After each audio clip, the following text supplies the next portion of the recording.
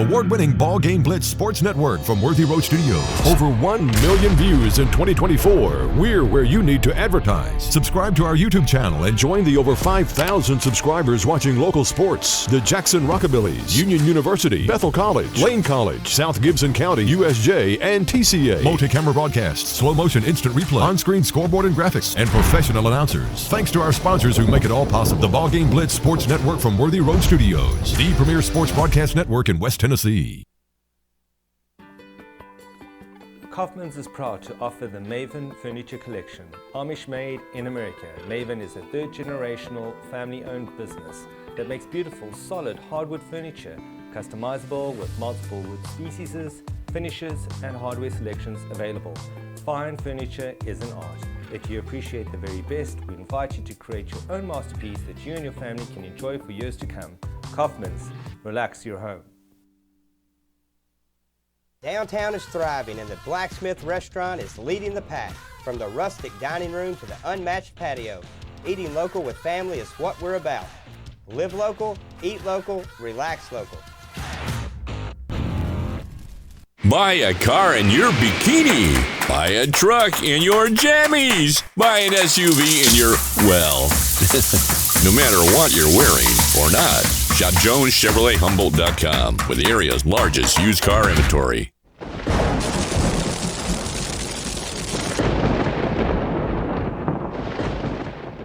At Rep Local Lawrence Funeral Home, we provide gentle guidance and support during one of life's most challenging moments.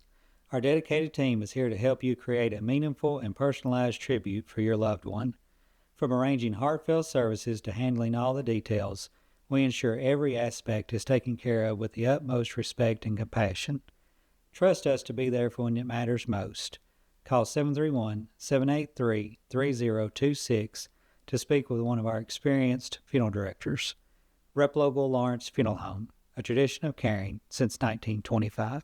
Hey Jackson, welcome to Chuck Hutton Nissan. The Chuck Hutton name has been on car dealerships since 1919, and we would love the opportunity to show you what we're all about. We're locally owned. Our business model is big inventory and big volume on new and used cars. Nissan has awarded us a huge inventory, and we're going to sell them to you at invoice. Just choose a car from our great selection, we'll pull out the invoice, and that's what you'll pay. We look forward to meeting you at Chuck Hutton Nissan, 495 Van Drive, Jackson, Tennessee.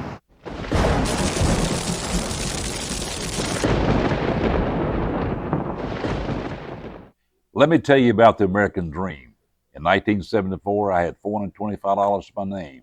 I bought 21 carpet remnants, rented an old lumber shed, and opened Deaton's Rug Barn on East College.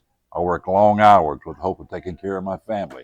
I'm so thankful to Jesus who changed my life. He gave me a dream. So in 1985, we opened Deaton's Carpet One on the 45 bypass with a commitment to customer satisfaction. My friends, don't give up on your dream because your dream can come true.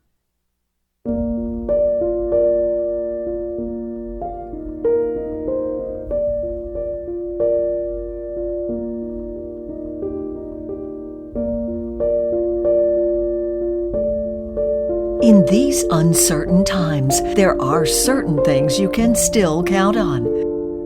Merry Christmas and Happy New Year from McCoy's Heating and Air.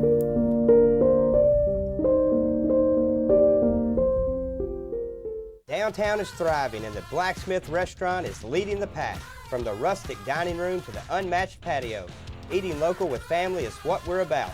Live local, eat local, relax local. Buy a car in your bikini. Buy a truck in your jammies. Buy an SUV in your, well, no matter what you're wearing or not. Shop JonesChevroletHumboldt.com with the area's largest used car inventory.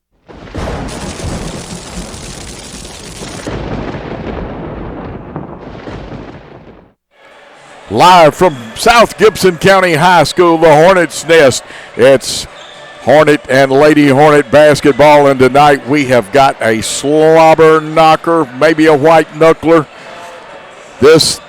These are two teams that will open this up that played in the state tournament. Good evening and welcome to the Ball Game Blitz TV Sports Network, produced by Worthy Road Studios on the South Gibson High Facebook page. This is a copyright broadcast of Worthy Road Studios for the 2024-2025 season. Any rebroadcast, retransmission, editing, or further use of this Ball Game Blitz broadcast without the express written consent of Worthy Road Studios is strictly prohibited. I'm Coach Joe Holloway along with Alex King, our color man and statistician, and we're going to bring you the action tonight of 4 fine basketball teams. Other high school teams in this network of Ball Game Blitz, USJ, TCA, and I believe we've got everybody going and playing tonight. Have Union University, Paul and Chris and Billy and the whole crew will work all of their home games in volleyball, soccer, basketball, and baseball. Don't leave softball out. There are various Bethel sports that's done, especially some football and basketball. Rockabilly baseball. Worthy Road Studios even does boxing. An award-winning program that won TSSAA awards, won awards from the Pioneer League, and is a model for some of the small college broadcasts, especially in the Gulf South Conference. Alex, I'm looking forward to this girls' game. The first quarter was a little bit of a blowout up there, and Gibson County switched to a 2-3, but I'm going to let you give the statistical story on the Lady Pioneers and the Lady Hornets. And, of course, we won our last game with the Lady Hornets over Dyer County. Last game, South Gibson versus Gibson County. First for Gibson County. Jada Hart had 10 points. Akira Riding had 4 points. Sanaya Reeves, 2 points. Jasmine Bailey, 2 points. Georgia Lanham, 6 points. Kaylee Davidson, 3 points. And for South Gibson, Ivy Cianciolo, 3 points, 1 rebound. Faith Reed, 8 points, 2 rebounds. Serenity Johnson, 2 points. Ava Owens, 2 points, 1 rebound. Jade Reed, 15 points, 8 rebounds. Trinity Johnson, 6 points, 4 rebounds. Carson Dunn, 11 points, 3 rebounds. An impressive amount of knowledge and information there. And we're going to take our first time out here at the Hornets' Nest here in South Gibson. And when we come back, we'll tell you more about this game. And we'll tell you a little bit about a young man named Yaya Gad and what he is doing. Of course, we know what Gabe Lovern is doing. We'll talk about Gabe. But 2 fine games. We'll set the girls' game up first. Let's take that time out here on the Ball Game Blitz and South Gibson High School Facebook broadcast.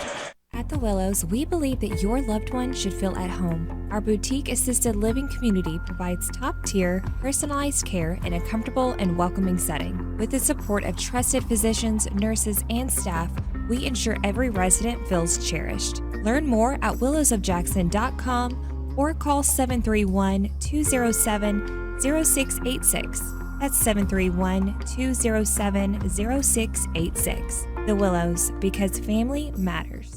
At Kaufman's, we believe your bedroom should be a retreat, a place of comfort and rest. Explore top brands with adjustable bases for the best night's sleep. Visit Kaufman's today and let our sleep specialists help you find your perfect fit. Kaufman's, relax, you're home.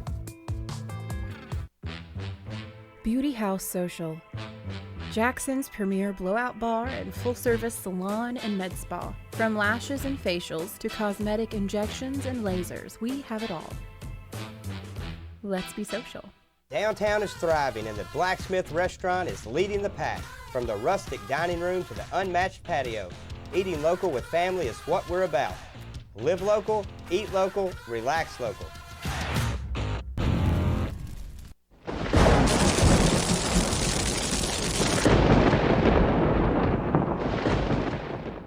Hi, I'm Cody Fitz with Fitscapes. Our business's focus is on building your dream yard at your dream home. When designing our backyards, we always like to start with our pool and patio areas first, then we complement that with the landscaping, and we finish with the lawn for all of the outdoor entertaining needs. After installation is complete, we provide annual maintenance for all of your lawn care and landscaping needs. Fitscapes, let's build something beautiful. At the Willows, we believe that your loved one should feel at home. Our boutique assisted living community provides top-tier, personalized care in a comfortable and welcoming setting. With the support of trusted physicians, nurses, and staff, we ensure every resident feels cherished. Learn more at willowsofjackson.com or call 731-207-0686. That's 731-207-0686. The Willows, because family matters.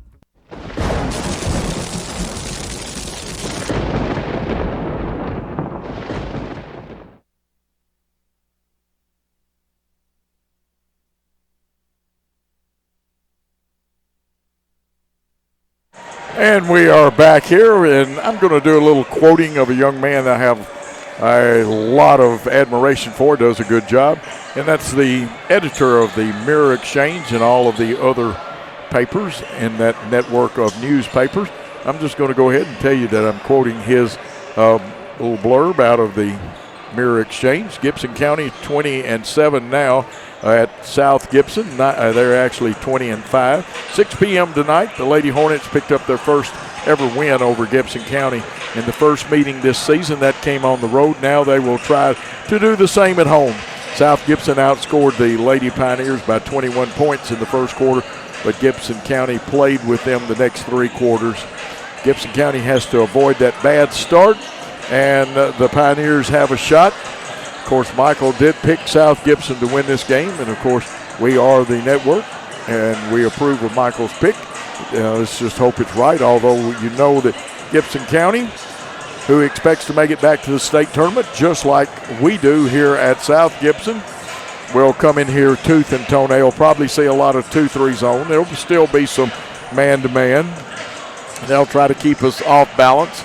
We have Addie Doyle out for the season, and we'll see. We've been told there's a very good chance that one of their players, and we'll pick up on who that is. It may be Reeves. It'll either be Reeves or Riding, and I will check my notes to see it is Akira Riding, the 5'4" junior, that is not supposed to play tonight for them as she's got some either sickness or injuries.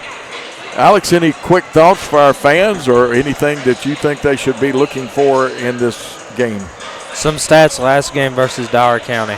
Carson Dunn, 12 points, 1 rebound. Trinity Johnson, 15 points, 4 rebounds. She played really aggressive defense. Love to see that. She's been improving every week and really been enjoying to witness that. Jade Reed, 10 points, 6 rebounds. Faith Reed, 8 points, 3 rebounds. Ivy Cienciolo, 5 points. Anna Teague, 2 points. Lily Jane Lucky, 4 points. Serenity Johnson, 3 points, 5 rebounds. Ava Owens, 3 points, 3 rebounds.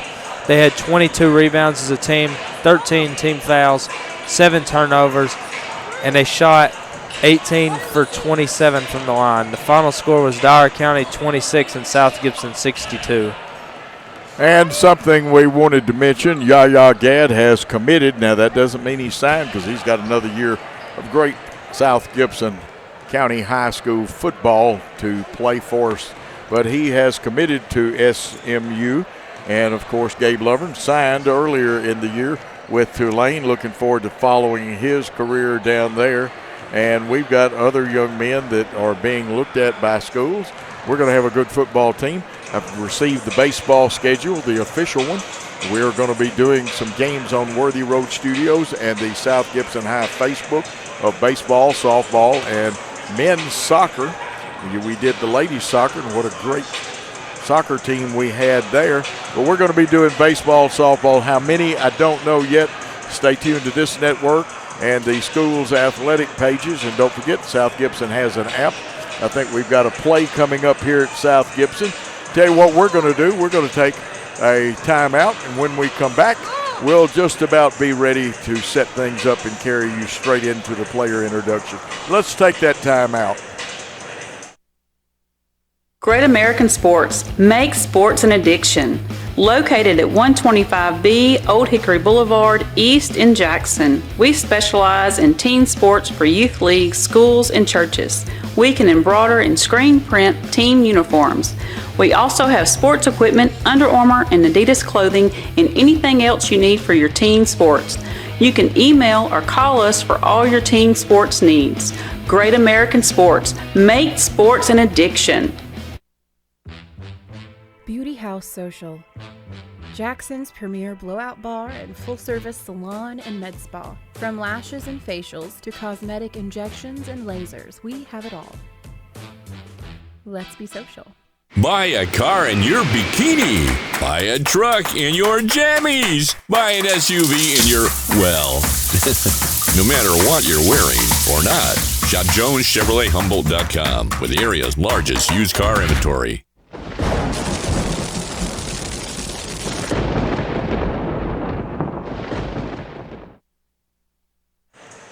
Back at South Gibson, beautiful gymnasium, a great night for basketball. Alex King, Coach Joe Holloway here, and we are about 3 minutes and 56 or 7 seconds and counting away from the start of the game. You see our great scoreboard clock, and of course, great pictures. We've got the floor cam, we've got the main camera, we've got the stationary cameras. We'll be giving you different shots.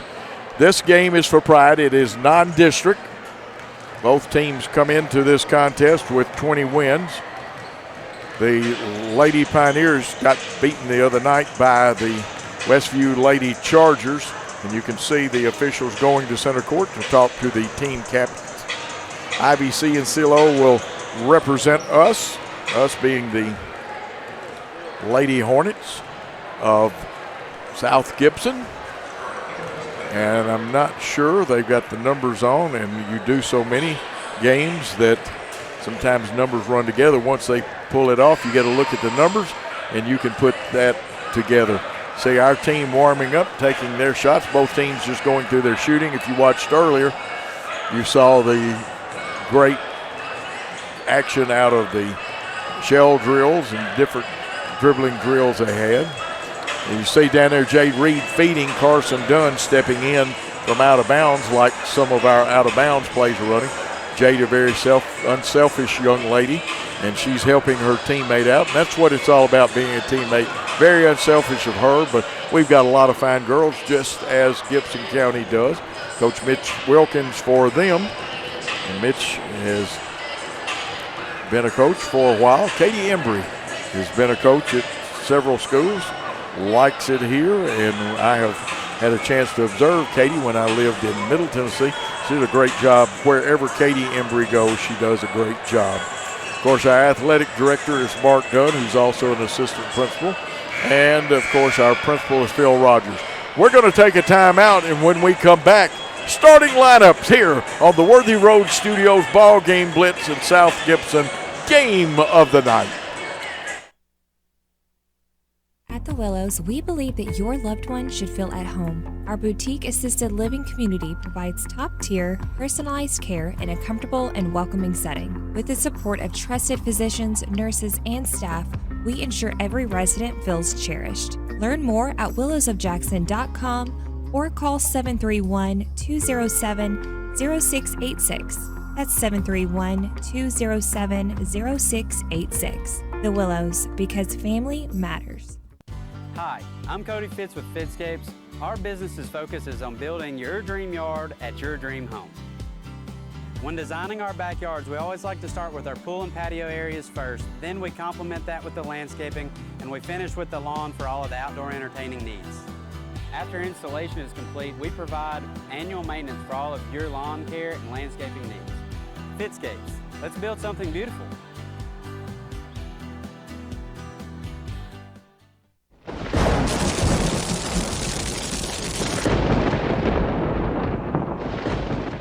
Great American Sports. Make sports an addiction. Located at 125B Old Hickory Boulevard, East in Jackson. We specialize in teen sports for youth leagues, schools, and churches.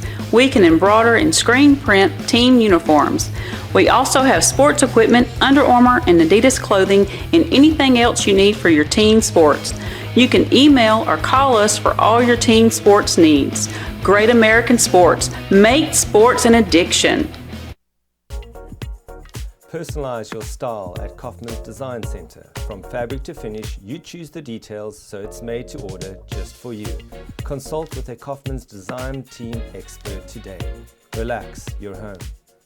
Hello, I'm Chad P. Wilson with Foundation Bank, a family-owned community bank here in West Tennessee. Your checking account should be more than just a place to store your money. Our Foundation Benefits with High Interest checking account pays you interest, but also includes identity theft monitoring. cell phone protection, and roadside assistance. Start a financial conversation with us today by visiting our website, foundationbank.org, or call us on the number on your screen.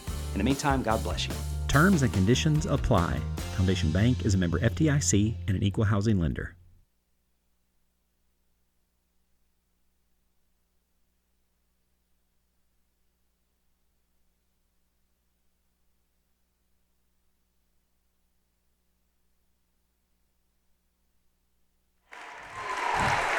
And you see our great chorus here. Two of the cheerleaders also members of it. What a great job of America's greatest song, the Star Spangled Banner. We are just about ready for basketball action. The Gibson County Lady Pioneers will be introduced first.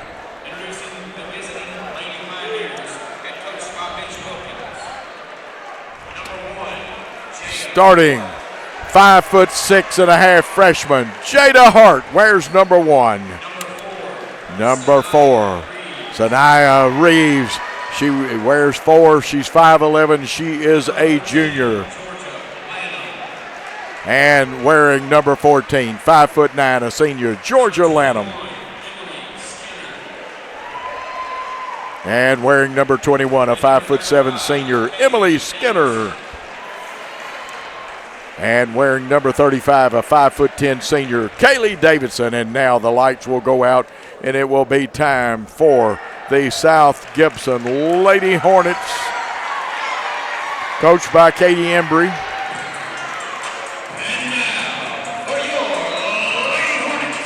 And now for your Lady Hornets.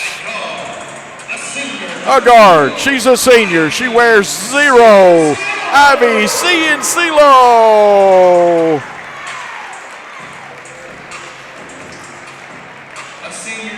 A senior guard. She wears number 12. Faith Reed.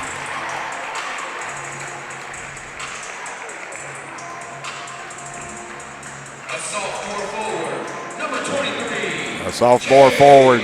She wears number 23. The leading scorer for the Lady Hornets, Jade Reed. A freshman guard. She wears 24. She is Trinity Johnson.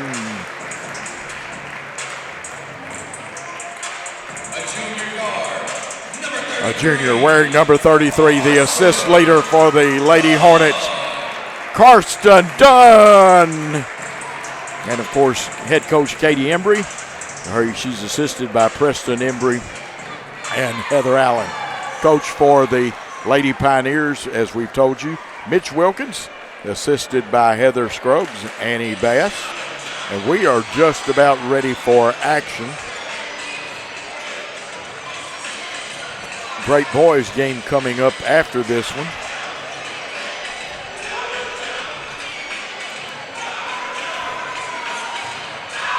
Looks like tonight that Reeves will jump, tip picked up, and you can do that after it's touched like that. Reeves picks it up. Probably was close to a backcourt, but no backcourt call, and it wasn't. Player-to-player defense employed by the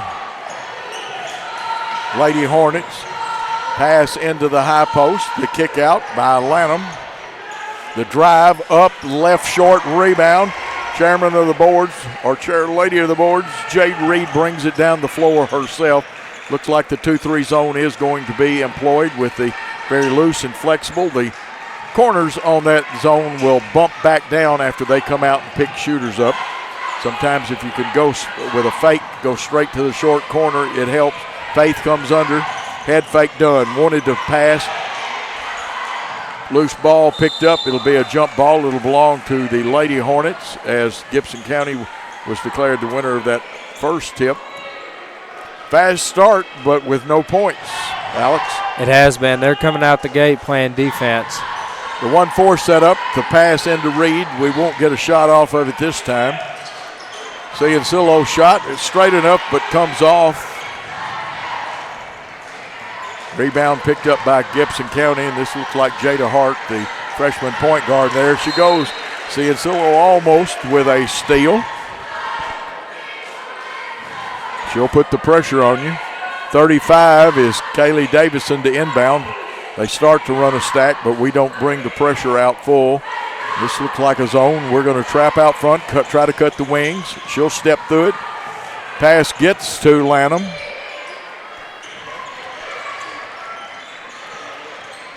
Good ball movement, and I think we've matched up and gone back man-to-man now. We'll see if it stays with the zone principle. Three-point shot up, no good. Rebound fought for it. I think it'll be off of the Lady Hornets.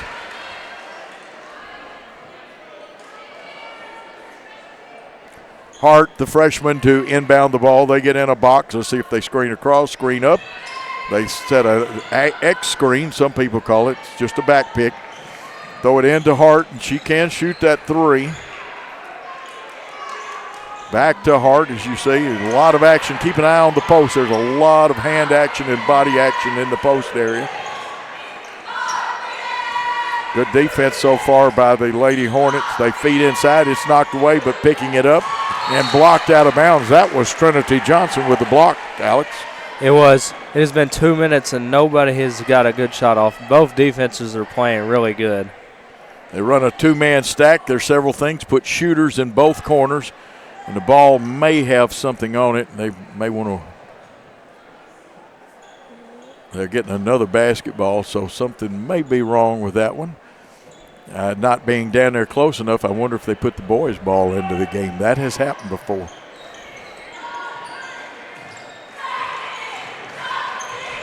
See a good hand-checking defense. This time position, but left it short. And I think it's going to wind up going off of Trinity Johnson's foot. It wasn't from lack of effort that we lost it. It just came off in a very, very funny way. Pass is deep out front. Jada Hart, the freshman, with it. And they say we touched it last, but boy, in football, sometimes their old expression I picked up from a broadcaster in Kingsport, rocked rib defense. Now, I don't know if that applies to basketball, but good defense by the Lady Hornets. Gibson County throws it to backcourt, which is legal.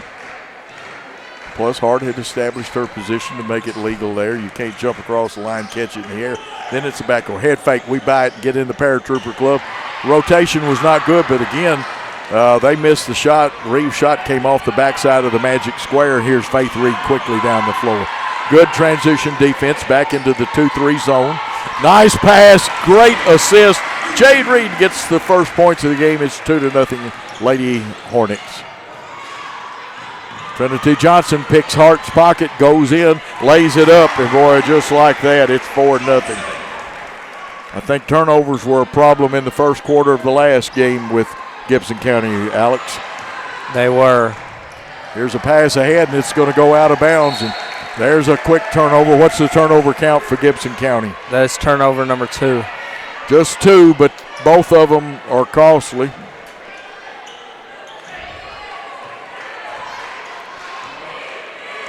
Dunn to bring it down the floor. Right wing. Johnson drops it. This is Trinity. Serenity will come in off the bench tonight and has given the team some good minutes, as does Ava Owens. Both these young ladies are going to be great in the future, and there's some great freshmen and sophomores. Only 2 seniors. Feet inside. Jade kicks it out. Ooh, a traveling call. Interesting.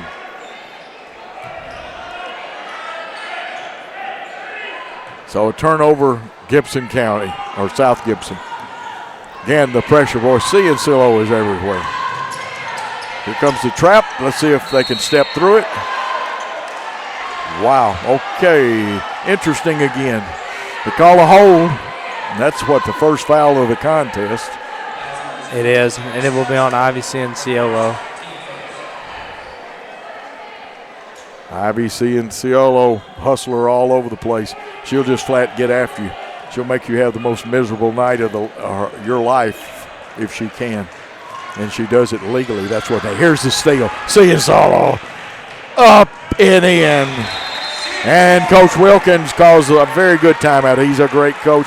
We'll take a timeout with the Lady Hornets leading 6-0 on the South Gibson Network. Hey Jackson, welcome to Chuck Hutton Nissan. The Chuck Hutton name has been on car dealerships since 1919, and we would love the opportunity to show you what we're all about. We're locally owned. Our business model is big inventory and big volume on new and used cars. Nissan has awarded us a huge inventory, and we're going to sell them to you at invoice. Just choose a car from our great selection, we'll pull out the invoice, and that's what you'll pay. We look forward to meeting you at Chuck Hutton Nissan, 495 Van Drive, Jackson, Tennessee. Great shot by our floor cam of the bench there. You can see the instructions as the huddle breaks up. It'll be Gibson County basketball at their end of the court. Gibson County going right to left on your screen, but you can tell that they use 3 people in forecourt. Run a cutter across, feed the middle. You go side, middle, side to break presses.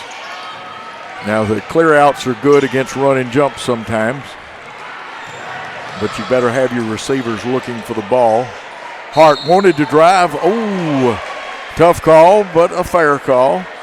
And that one's going to be on Johnson.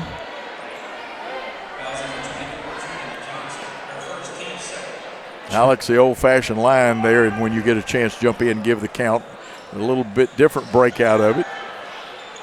And a nice hook shot there by Lanham, and it's a little different break off of that. Use the front person as a screen. It's 6'2". Lady Hornets leading the Pioneers. Cutting done off to Faith Reed. Faith looks and sees some nice pivoting to Cianciolo. And they say Cianciolo walked. And that foul a minute ago was on number 24, Trinity Johnson, her first, team second. No foul so far on the Pioneer. Here's a steal. Ivy, Cianciolo. Got it.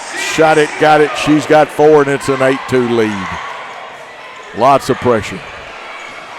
They'll try to cut off the dribbler on the sideline. They did, but we left the high post, and you can't cut everything off, especially if you go double. 3 up, off the back of the iron, rebound fought for. Ivy did not travel, got it off to Jade Reed.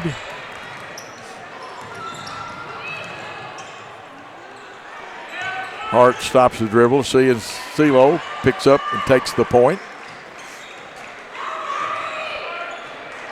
We rotate.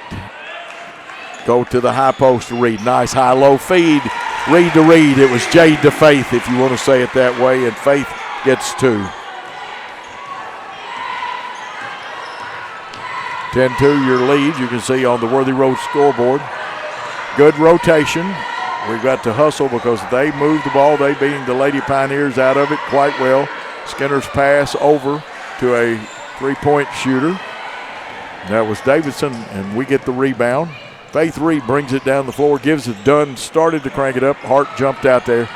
Johnson, her shot up, rolls around, won't stay, and I think they'll say the impetus or last touch of the basketball was Faith Reed.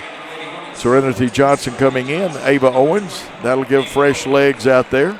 Both these young ladies are capable of great shooting.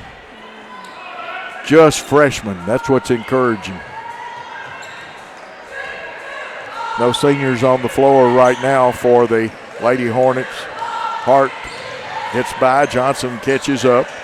That's Trinity guarding her. Reverse layup, too far under the goal. Jade Reed with the rebound on the run out. She wants to take it all the way. No call on the bump. They said it's just part of good action. We triple team. They get it out of there.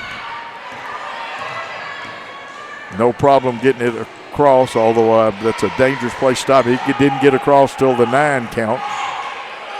Coach Wilkins hollering out something to his players. I've got a headset on, so I don't completely understand what he said, but there's a cutter off the high post, wanting to wheel and deal. Again, we took the head fake. There'll be a bumping foul.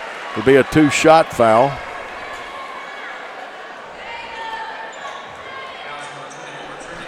That foul is on number 24, Trinity Johnson, her second foul, team third. You'll see a sub in a minute. Coaching staff talking to Trinity. First shot up, shot it, got it.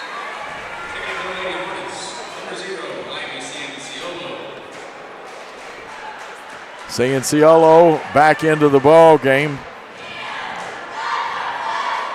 Second one off the back of the iron. We get the rebound. That's Serenity Johnson. She'll bring it down. Crosses over. Ivy's on the wing. Feeds high. Johnson wants to go the hole, and it rolls in. Serenity Johnson with her first bucket. 12-3 the score. Good trap.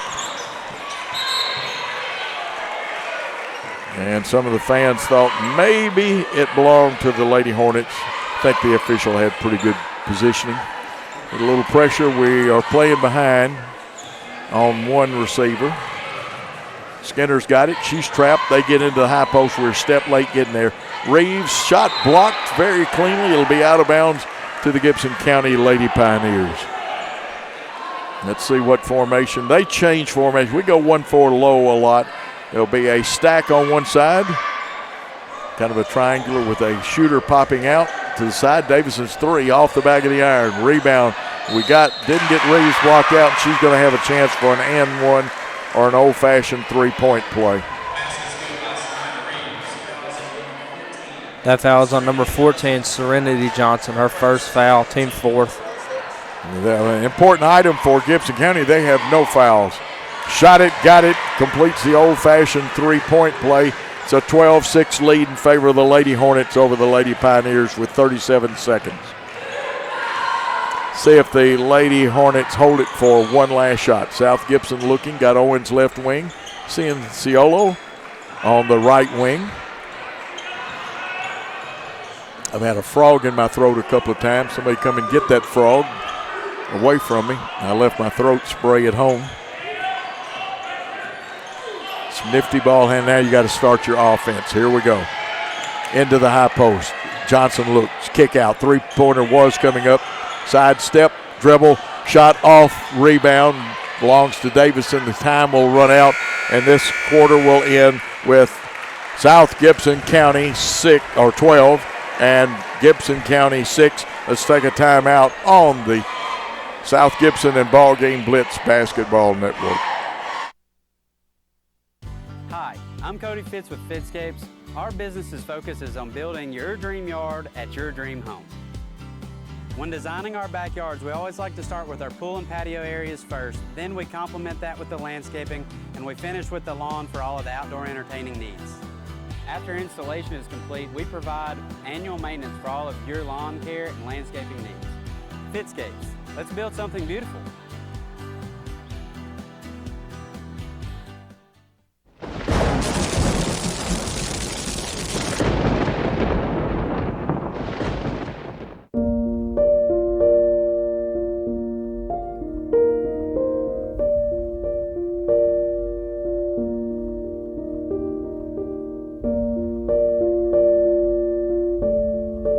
In these uncertain times, there are certain things you can still count on. Merry Christmas and Happy New Year from McCoy's Heating and Air.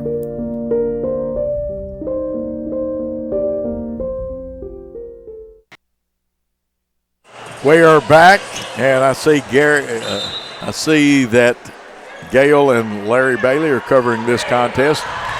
Gibson County's ball to start it. Hart, they go 1-3-1 offense. And we almost had a steal, some pretty good defense. Carson just couldn't keep it from touching that line. Kaylee Davidson to inbound the basketball, the 5'10" senior. Now a substitution. Coming into the game for Hart is number 10, Bailey. Bailey will take over the point. We jumper. We're in a 2-3 zone. Kind of matching up out of it. And we do match up. They go inside. Reeves is tough down there. But Johnson with another block. Owens gets the loose ball. Owens streaking down the floor with the basketball. She's picked up and cut off there. Seeing CeeLo comes and gets it. He gets it back from Dunn. Skip pass across. Good effort by Owens to get up there and get it. We run a loop with Owens looping to the point. Dunn working. Seeing Ciolo. Tries to feed inside. Knocked away. How many turnovers, Alex? South Gibson has 3 and Gibson County has 4. Bailey will get fouled on the drive. It'll be on the floor.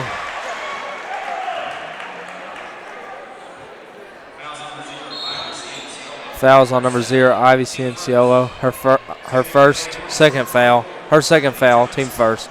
Yeah, and that so far, no fouls on Gibson County in this contest. They put a shooter in each corner. They'll run a stack right in the middle of the lane. They could lob to Reeves, and we get inside of it. Faith Reed does a good job. They run a cut, and we're going to get behind them, and we can't let them beat us to the spot, and they did. There's a foul call. Going to the line is Emily Skinner. That foul's on number 24, Trinity Johnson. Her 3rd foul, team 2nd. Not sure you'll see much more of Trinity in this half with 3 fouls. Jade Reed comes back into the contest. Shot up and good.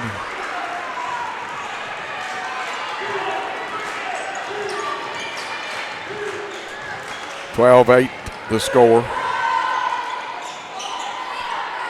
Dunn started to load it, goes inside. They start to double, but another turnover. That's one of those where spacing is not good, and then the pass did not come up where we thought it would. Quickly in transition down the left side. Bailey wants to move it back to Skinner. Skinner's 3 is off.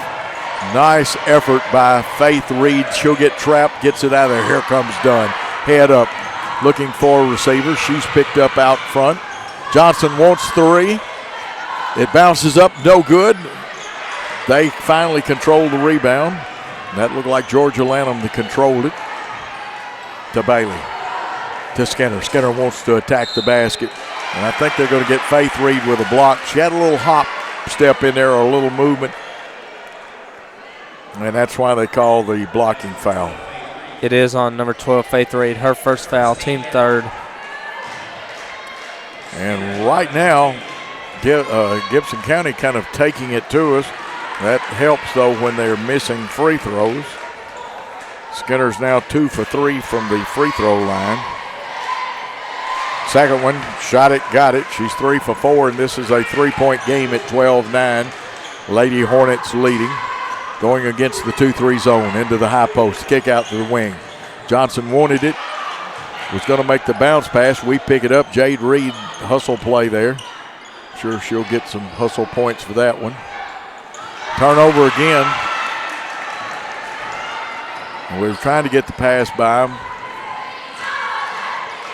Sometimes you have to kind of make a little fake like you're throwing it right by the ear, and sometimes you do it and make them blink and you can get it by. There was good hand action by the defender. Drive on the baseline. Cut off by Serenity Johnson.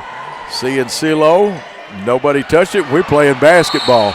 Now that's going to be the first foul of the night on Gibson County. Looks almost like a frustration foul of sort. That foul is on number 4, Sanaya Reeves. Her 1st foul, team 1st. Again, the 2-3 zone. It's a 3-point contest. It was much different over at Gibson County.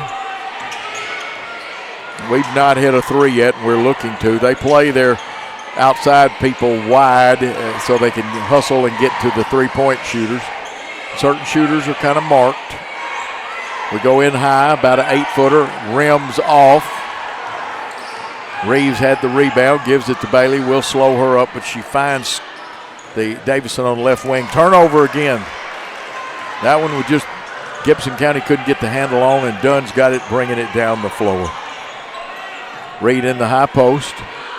They go low, and we kick it back out high to Cienciolo. Her shot off the back of the iron. It was straight enough, but hit the iron and bounced off. Skinner with the rebound. She gets it to Bailey, and we're going to make Bailey give it up. They go high to Lanham. Lanham's shot bounces, comes off the backside. And let's see what they call. Could be interesting.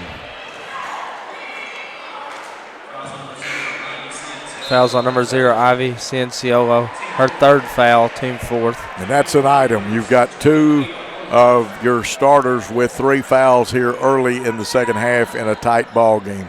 Again, the stack, they wanted to go to Reeves. They bounced it to the front person in the stack. We stole it. Dunn brings it down. Put Reed in the high post. That's Jade. Faith in the corner. Three-pointer, almost NBA range, rims out. Had just a hair of side spin. How it comes out of that fork in your hand or off that index and middle finger has a lot to do with it. It looked good leaving the hand. Bailey drives. Good job. A lot of hand action knocking it loose. It looks like Anna Tigg, number 4, is in there.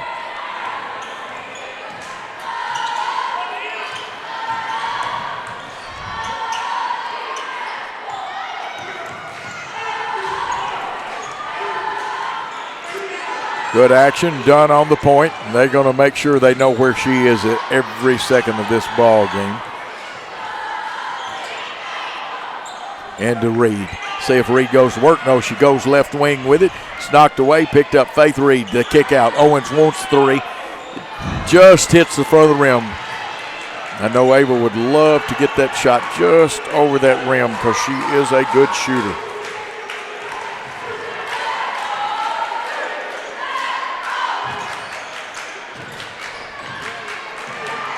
Rebound, smallest person on the floor, Teague gets it.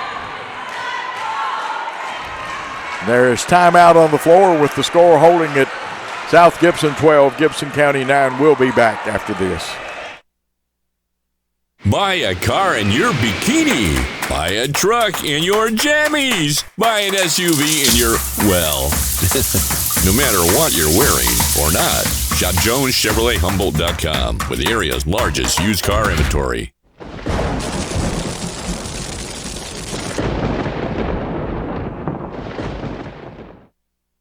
Back at South Gibson, excellent shot. Alex catches up with a few stats. Ivy Cianciolo, 4 points, 1 rebound. Anna Teague, 2 rebounds. Faith Reed, 2 points, 3 rebounds. Serenity Johnson, 2 points, 1 rebound. Ava Owens, 1 rebound. Jade Reed, 2 points, 2 rebounds. Trinity Johnson, 2 points. For Gibson County, Sanaa Reeves, 3 points. Georgia Lanham, 3 points. Emily Skinner, 3 points. Gibson County, 6 turnovers. South Gibson has 5 turnovers. South Gibson has not scored in the second quarter, and we're down to 2 minutes and 49 seconds. I'm sure that may have been part of what, a little moisture on the floor. Sometimes those old water bottles leak and stuff a little bit.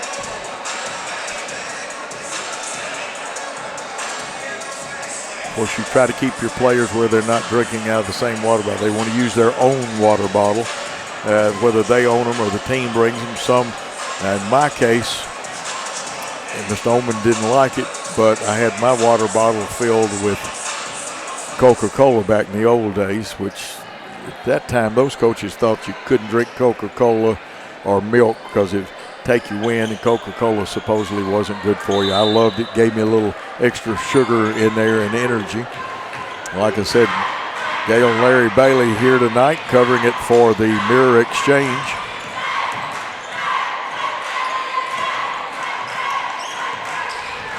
Faith tries to penetrate the 2-3 zone. Shot up, floats, bounces, goes in. Faith Reed's got her 4th point, and it's a 5-point lead again. Run and jump. We didn't rotate quick enough to get the steal, but we did make them work hard. Hart back in there, her shot partially blocked. Faith Reed is looking for the Wolf, and one of her teammates hollered out, "Wolf." That means somebody's coming up from behind for you. Pass tipped away. Can Owens get to it? No, and it'll belong. Another turnover. Turnovers plaguing the Lady Hornets tonight, Alex. They are. Both teams have 6 turnovers now, and South Gibson is also being hurt by their fouls. Yeah, they really are. Got a lot of senior experience over there in Cianciolo. And then you got Johnson, a good young freshman that's having to sit out. Both of them starters.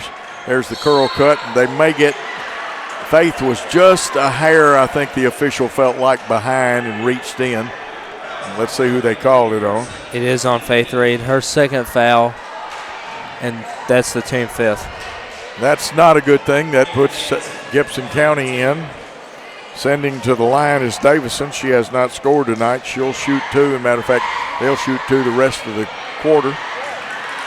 Misses the first one. Very interesting. 1 foul the entire contest on Gibson County. Second one, shot it, got it. Makes it a 4-point game. If you'll watch that corner player on the bottom of their zone, she'll pop out and take a wing and then bounce back, or bump, as some teams call it, in the short corner. Reed's got the inside. She's fouled that time by Kaylee Davison, the 5'10 senior.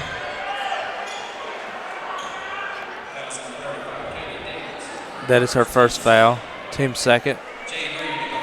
Jade Reed, who has 2 points, will go to the line and shoot 2. That one hits the back of the iron and comes off. Jade, a very good shooter, leads the team in scoring and field goal percentage. Shot it, got it. Goes 1 for 2 that trip. 15-10 with 1:33. There's a little push off that they allowed Bailey to get away with. 3-pointer up, in and out rebound. Great position. We strip it from them though. Reed had it, gets it taken away from her. Ball on the hook comes off. The Lady Pioneers, a 3-pointer left side, the shot up, no good. Owens with the rebound. She wisely bounces back, and she'll bring it down the floor. Wanting to wheel and deal, but goes to the junior point guard and assist leader, Karsten Dunn.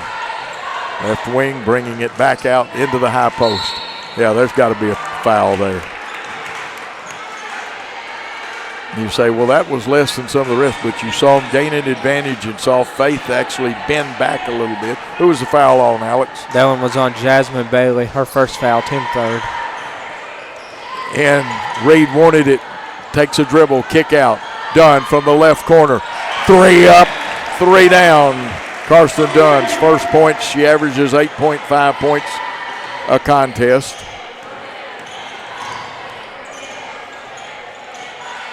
Good defense. Lady Hornets dug in, need some help in the post area, but they overshoot it because of good pressure on the ball. One way to stop lobs and stuff is to have great pressure on the ball. Faith Reed coming out. Serenity Johnson, the young freshman, coming back in there. She does such a great job. Dunn will bring it down. Owens, they're spread out a little bit. Anna Tigg is in there. She'll take the point.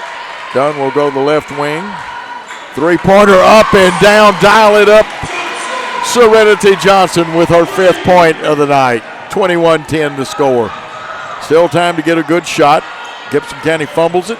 Bailey's got to hurry. She's got 2. She's got 1 second. Launches a bomb. It doesn't draw anything. And the score at halftime. South Gibson 21.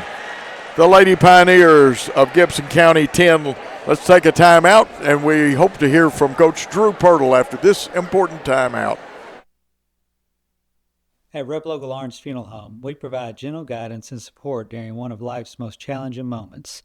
Our dedicated team is here to help you create a meaningful and personalized tribute for your loved one. From arranging heartfelt services to handling all the details, we ensure every aspect is taken care of with the utmost respect and compassion. Trust us to be there for when it matters most. Call 731-783-3026 to speak with one of our experienced funeral directors.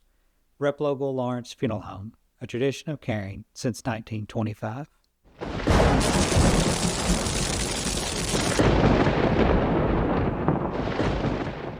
At Foundation Bank, we love working with small businesses, and we serve them uniquely through truly local decision-making and underwriting. But we're more than a lender for your small business. We're also a source of financial counsel. Hey, running a small business can be hard and complex, but we can help.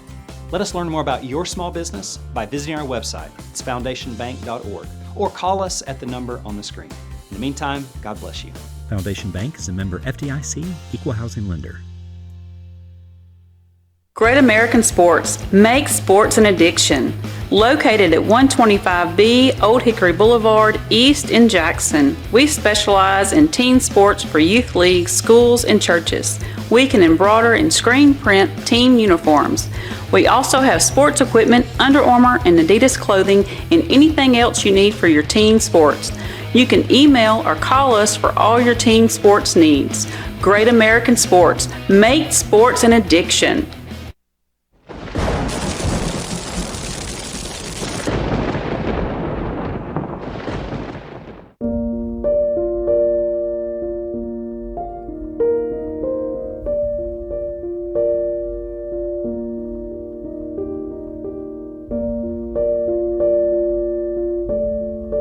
In these uncertain times, there are certain things you can still count on. Merry Christmas and Happy New Year from McCoy's Heating and Air.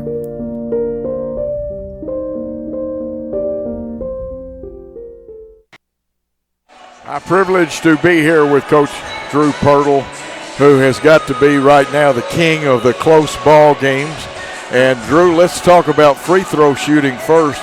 Team has improved, but what I think, and I'm not keeping it like I did when I coached, but I keep an eye on it. I think your percentage, what people shoot in the last 2 minutes of a ball game is very important, because sometimes good shooters don't shoot well in the last two. We've won it on free throws that we hit.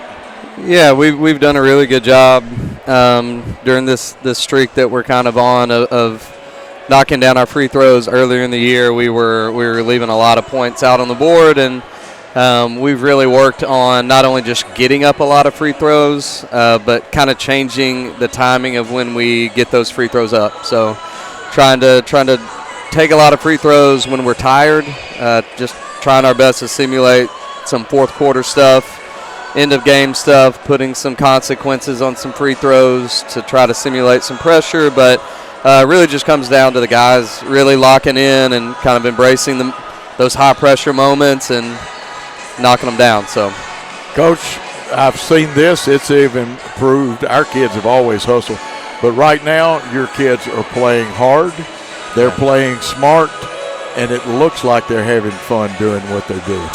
Yeah, I mean, that's our thing that goes back several years from when I was at JCS. You know, play hard, play smart, play together. And if you do those three things, 9 times out of 10, man, you're going to have a shot in that game, and then you kind of let the chips fall where they fall. And really proud of the effort, our guys. That's one of my big things is if you're not somebody that plays hard, you're probably not going to play, talent aside. So that's kind of the price of admission to be on this team. And if you want to play on this team, then that's the very first thing you get. The very first box you got to check is the effort when you're on the floor. Now, I saw some young men play hard in the JV game.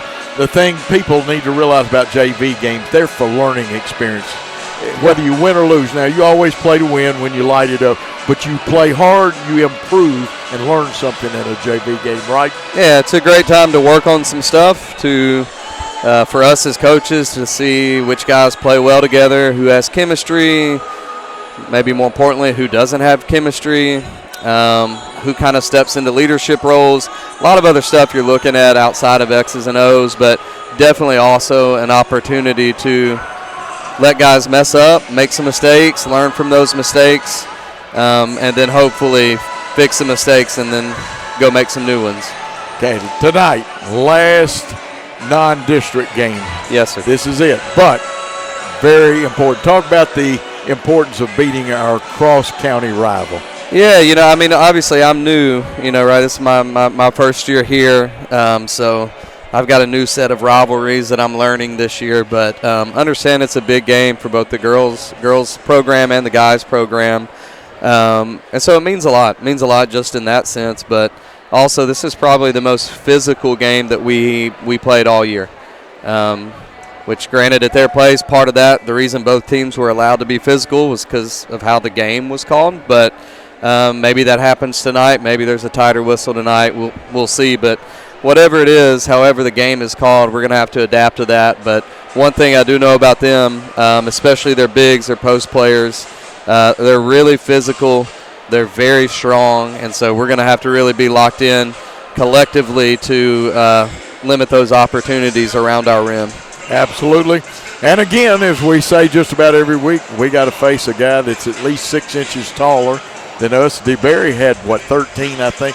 We did a pretty creditable job, though, on him. We did. He had 13 at their place. And then I'll tell you, I really like, talking to Coach Tate, I really like their backup post, too. Just a sophomore, but super physical, super strong. Great touch around the rim, can step out and shoot it. So, yeah, it's another night, and it's kind of a going theme, is us preparing for someone that is a size that maybe we don't, in terms of height, can match. But hopefully now that we're in Game 3, Game 4, Game 5 of that preparation with a lot of the same principles, the idea would be that we'd be improving in that area. Oh, so absolutely. Hopefully that holds true tonight, but we're going to have our work cut out for sure. I think our help has been good with these big post players, but a fan wanted me to ask you, how important is pressure on that passer to keep these lobs and stuff from being completed? Very smart fan, whoever this fan was. Yeah, it's huge. If a guy's allowed to just stand on the perimeter and be comfortable and diagnose what the help is doing and are they where they should be, or do I have room, or if you're not far enough on him and you're not getting proper ball pressure, then he can make that perfect touch pass. So pressuring the ball without creating offense is huge. So we got to be selective with how we pressure the ball, but we can't let them just, Right. I'll tell you who the fan was. A young man that played for Dobbins Bennett. Of course, he's about 73 years old now. His name is Moose Henry, a former guard at Dobbins Bennett High School. He has become a South Gibson Hornet fan. Okay, very nice. And he still lives in Kingsport. You've got about a little over a minute to tell the Hornet Nation what they need to know about the team in tonight's game. Oh, man, it's the same message. I'm not going to mess with anything. We've got a good streak going, so appreciate everybody coming out, appreciate the support, and we're going to go try to make it. I guess that's 7 in a row. We're going to try to go make it. So. And then next week, the tough stretch. 3 games, all 3 district.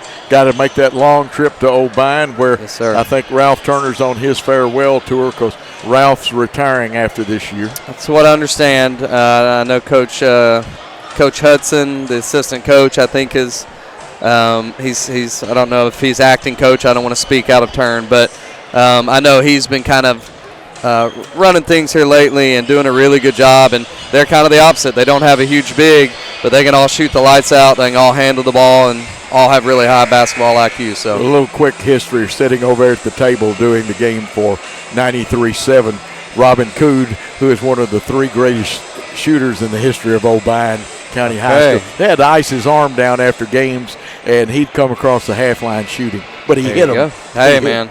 Hey, we enjoy it, but Moose asks good questions sometimes. Yes, we got good fans here at That's right. South Gibson. Coach, thank you. Let's get that victory tonight. Let's get it. Yes, sir. Thank you.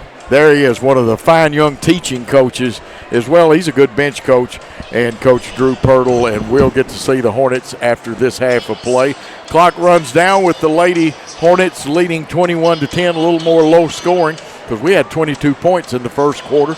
And I'm going to tell Drew again, good job, Coach. Good job. And here is Alex, and we'll turn it over to Alex, see if he's got him. There's a great shot of our bench as it breaks. Alex, anything, and I know Coach and I went a little long, you want to tell the fans? I would just like to see South Gibson limit the fouls. That's a huge part of this game so far. Trinity Johnson, 3 fouls. Faith Reed, 2 fouls. And Ivy Cianciolo, 3 fouls. And the turnovers, 6 turnovers for South Gibson and 7 for Gibson County. And let's see, we've gone back. Well, no, we haven't gone back with the starters. Serenity Johnson on the baseline. That looks like that's going to be a pushing foul. That'll be on number 10, Jasmine Bailey, her 2nd foul, team first. Bailey, a strong young lady, a good ball player, can drive on the hole, wants to shoot the 3 when she gets it, but it's Hornet basketball, driving, and the shot came off the back of the iron. Good rebound position. There's the pivot you see. And here's the trap. They get it through, and that was a nice cut by Lanham. The skip pass straight through, comes off the iron. Gibson County having a little trouble with their skip passes. Serenity Johnson, big rebound over there, done. They'll try to double her. will pop a wing out. That's Faith Reed. She goes high. We kick out around the horn to Owens on the left wing. Back to Dunn. Back to Owens. All Owens needs is that step, and she'll crank the javelin up or the basketball. We lose that one, and it's going to be off of Serenity Johnson. That's the 7th turnover. Both teams have 7. Now, in a contest, you'd prefer to keep your turnovers 10 or under. You really don't want to turn it over that many times, but that's kind of a magic number. And they are hooking the inbounder in. There's another 3 off the iron. Both teams a little cold from 3, as Dunn and Serenity Johnson have 3s for South Gibson. Dunn with a little bounce step, drives, kicks. Faith Reed shot up off the iron, rebound. Owens got about a 10-footer over the back. Took the right shot, rushed it maybe a little bit. Remember, balance, eye, elbow, follow through are your fundamentals on that. Davison, they send a cutter through, and Skinner, nice hook layup. Skinner's got her 5th point of the night. Reduces the lead to 9.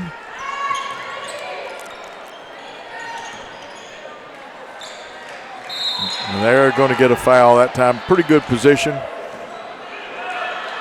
Jade Reed was fouled, and the foul was out on Lanham. It was on number 14, Georgia Lanham, her first, team second. We'll go 1-4 with on the blocks Reed and Johnson to Reed.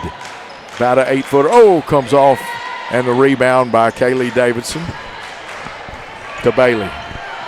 Bailey picks it up, but we're not denying, so they get it to Skinner. Skinner likes that left side of the floor. Her pass tip, but Bailey controls to Davison. In low, Lanham wants to wheel and deal. We double down, we rotate. The 3 is up, it's short. Here comes Dunn with the rebound, and she's motoring down the floor. They've got 3 back. Dunn wants to take it to the hole. Nice bounce pass, leaves it off. We miss, but Reed gets it, kicks it back to Owens. Owens feeds to Johnson. Johnson to Faith Reed. Faith shot up and good. And there's timeout on the floor as Serenity and CeeLo is ready to come in. We'll take the timeout with them, with the Lady Hornets leading by 12. Buy a car in your bikini. Buy a truck in your jammies. Buy an SUV in your, well, no matter what you're wearing or not. Shop JonesChevroletHumboldt.com with the area's largest used car inventory. Downtown is thriving, and the Blacksmith Restaurant is leading the pack. From the rustic dining room to the unmatched patio, eating local with family is what we're about. Live local, eat local, relax local.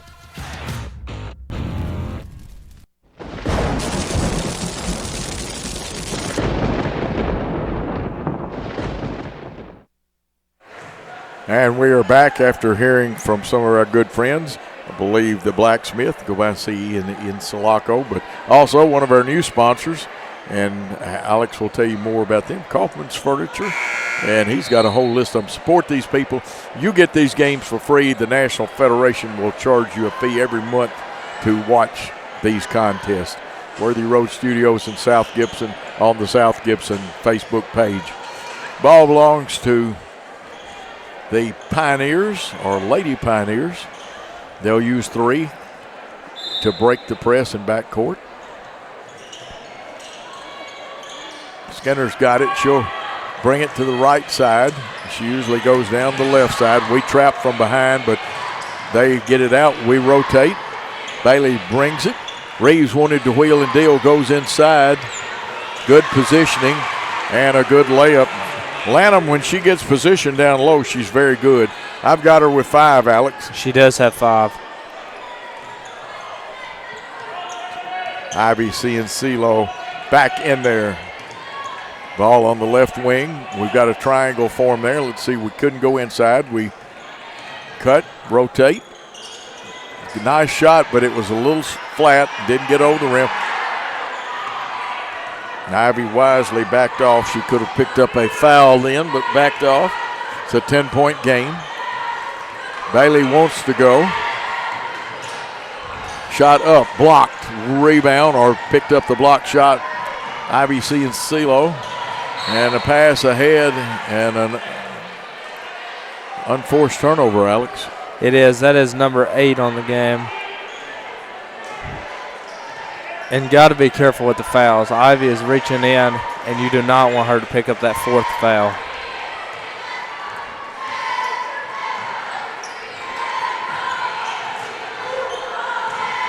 Shot from the top of the circle, bounces off the back of the iron. Kind of a late call here. Let's see what they call. I think they're going to get Jade Reed, but like I said, I guess they had to think about that one for a minute. It was on Jade Reed, her first foul, team first.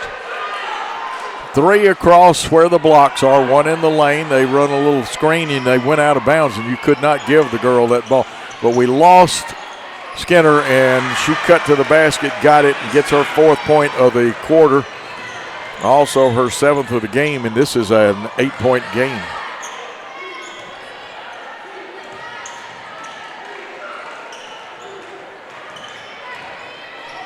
Driving, laying it up. That one kind of crawled up the rim. That was Trinity Johnson for her 4th point. They run the cutter across, and that's one of the things you do to a run and jump defense. They made a nice pass. Now Reeves trying to get isolated on Jade Reed down there. Jade did a good job that time on defense. Now Reeves will go outside. Jade Reed sagging in, keeping the dribble, and you got to put your hand on the ball now. It's a jump ball. Properly called by the officials. Possession arrow belongs to the Lady Pioneers. It's a 10-point game. And let's see who is checking in for them. This is Caitlin Patterson. Patterson wears number 5. Okay, the stack, shooter in each corner. Popping out is Lanham. A little bump and run defense, a little push off. They got away with it. That should have been an offensive foul. We get the rebound, though, and Dunn brings it across the half court. Gets a high screen, wants to kick it off. Trinity Johnson back to Dunn. To C and CeeLo. To Johnson. This is Trinity out there. Dunn's got it. We'll reset our offense. Got too many people on the right side, but we got an opening. 3 is up. It's going to be a little short. Got to use those legs a little bit. Right shot. Good trap. Oh, I saw an elbow start to come out there. And I'm in a better position than the officials to see some things. They're in better position to see some things than I do. Skinner's got it. Good harassment. There's got to be a foul down on the baseline. A lot of action. And that's always a good idea to keep an eye on that. That is on Jade Reed, her 2nd and the team's 2nd. Okay, we've got the stack again. The cutter beat Johnson to the inside, but we did a good job recovering. Bailey's got it. Jade Reed all over. Good hand action. There's a tip pass. They get it. We've doubled down on the post area. We make the steal. It's a turnover. Here comes Faith Reed out of there, and wisely she backs it off and now re-attacks. She'll give it to our point guard and assist leader. Ivy's shot up just off the back of the iron. Rebound goes to Gibson County. Stolen by Faith Reed. She goes up. Her shot misses. Steals it back on the rebound. Up and in. She's got 5 in the quarter, and I've got her with 9 in the game. She does, and that was a great effort not giving up on the play. Good call there. And there is a timeout on the floor with the Lady Hornets leading 28-16. Let's take a timeout with them on the Ball Game Blitz and South Gibson Network. Hi, I'm Cody Fitz with Fitscapes. Our business's focus is on building your dream yard at your dream home. When designing our backyards, we always like to start with our pool and patio areas first. Then we complement that with the landscaping, and we finish with the lawn for all of the outdoor entertaining needs. After installation is complete, we provide annual maintenance for all of your lawn care and landscaping needs. Fitscapes, let's build something beautiful.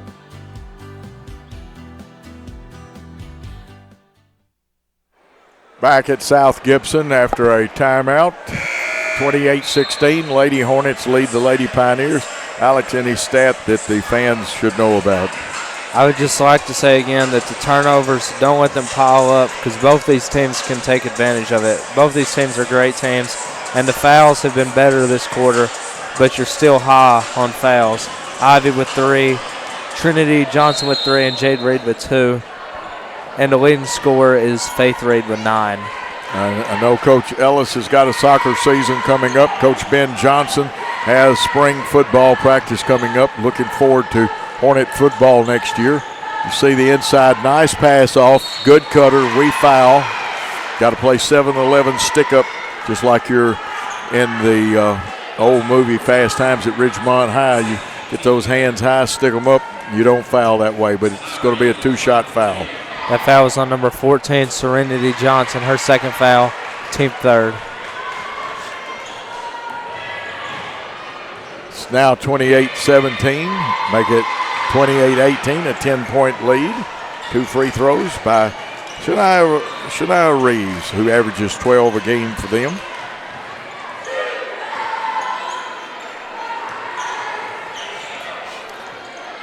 Got a 1-3-1 setup. And that looks like Lucky on the right wing. Owens bouncing in and out. She's down on the baseline, and they try to match when they can out of this. Shot up. It was straight enough. It just didn't go. Ball bouncing around. Who's got it? The possession arrow favors South Gibson.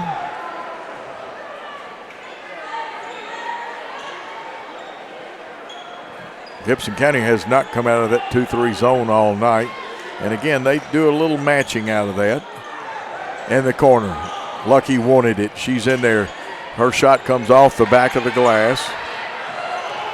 Lily Jane Lucky, number 10, is in there. Ball on the floor. Great effort. Jump ball. Possession arrow this time. Gibson County. Glad to see people patting their teammates after an extraordinary effort. Faith Reed's going to check back in.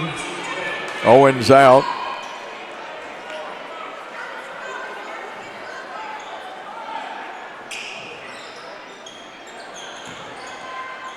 It's a way to cut. Good post defense to kick out. We've got to stay on the floor, though. They drive.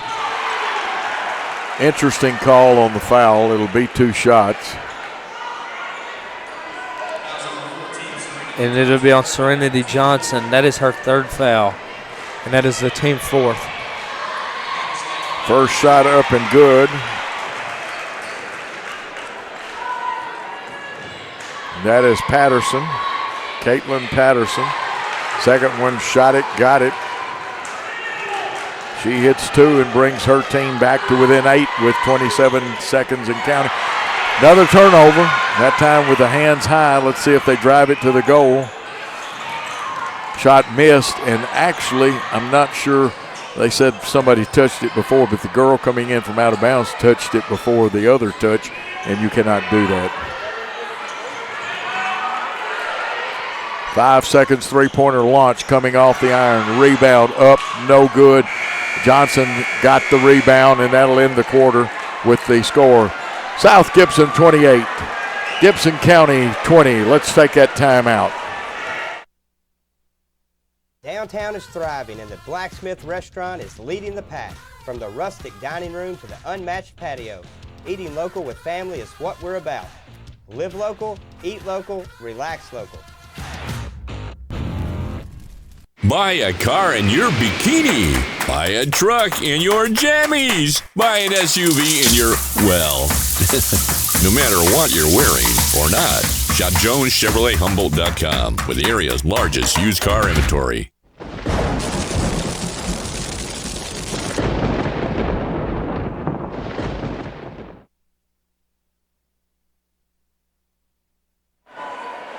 We are back. I was checking a couple of stats. Where do we stand on the points right now? Ivy Cianciolo, 4 points. Faith Reed, 9 points. Serenity Johnson, 5 points. Jade Reed, 3 points. Trinity Johnson, 4 points. Carson Dunn, 3 points. And for Gibson County, Sanaya Reeves, 5 points. Caitlin Patterson, 2 points. Georgia Lanham, 5 points. Emily Skinner, 7 points. And Kaylee Davidson, 1 point. South Gibson has 22 team rebounds. 1 for 2 from the line, and 9 turnovers. And Gibson County also has 9 turnovers. We're ready for important fourth quarter action. First possession belongs to the Lady Hornets of South Gibson. Faith Reed to inbound to Karsten Dunn. They're going to try to trap her or cut her passing lanes off. She gets it to Reed on the left wing. Back to Dunn, about 35 feet away from the bucket. Into the short corner, into the high post that had come down. Trinity Johnson back on the floor for the Hornets. To Dunn, a little pitch and catch. Go into the high post. Reed can wheel and deal. She had a good idea, just didn't make connections to Jade. They steal it. Turnovers continuing more than Coach Embry, I'm sure, is going to feel good about. Bailey playing point guard, picks her dribble up. Johnson all over. Maybe my count was a little fast. Thought it was a 5-second violation. Reed, long pass to CeeLo.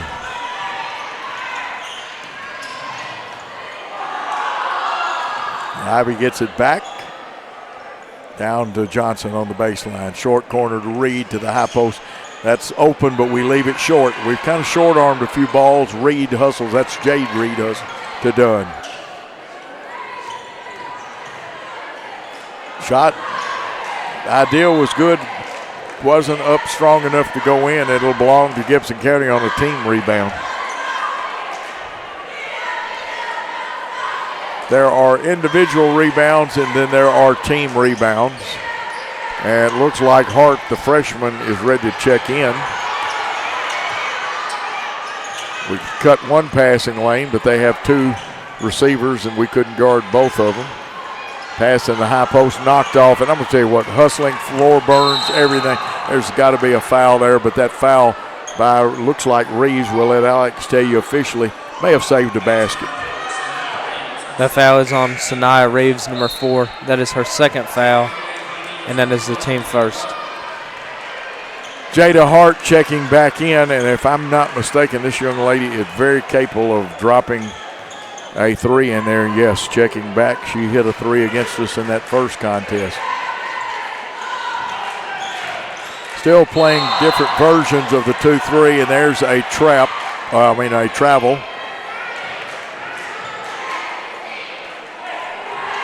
That is number 11. 11 turnovers. We've passed what I call the line of demarcation on travel. There's the jump, and they're going to get Ivy. That'll be her 4th foul, first team foul.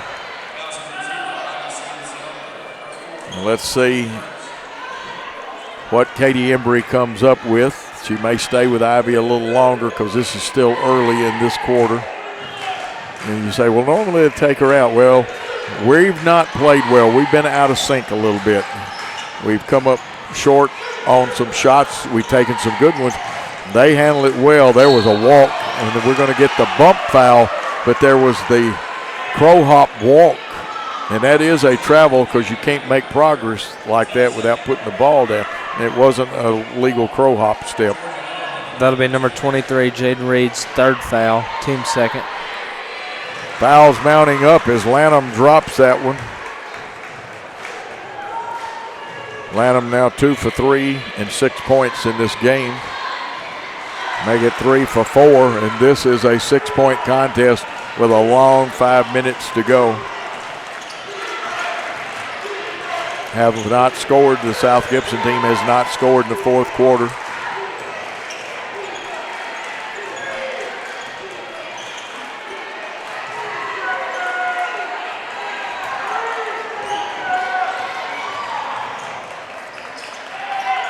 Skip pass across. Johnson fields it. Pass off the run. They find Dunn very quickly because they know she's very capable. There you see the corner bump out and then bump back. There's a steal by Hart. She loses it, so a turnover on each team then. And it looks like Anna Tigg is going to come into the ball game.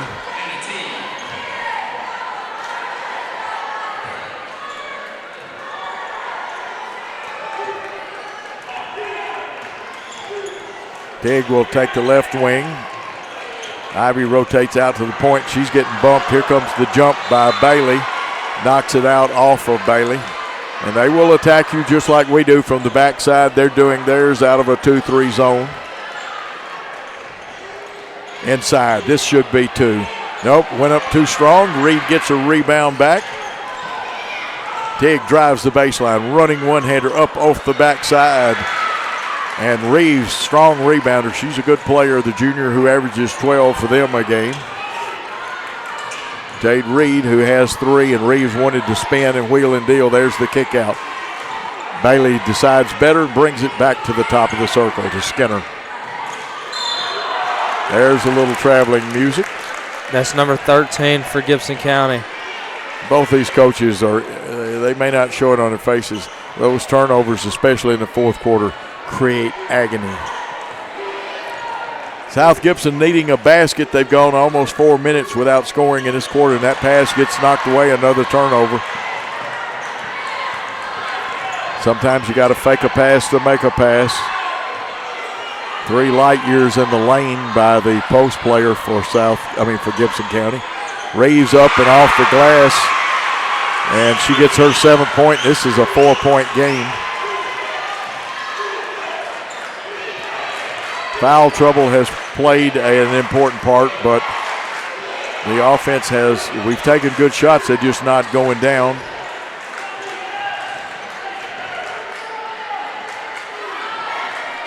Dunn's 3 up off the back of the iron, rebound. Reeves tries to block it out and keep you from touching it. Jade got to it too late. And with a 4-point lead, South Gibson goes back on defense.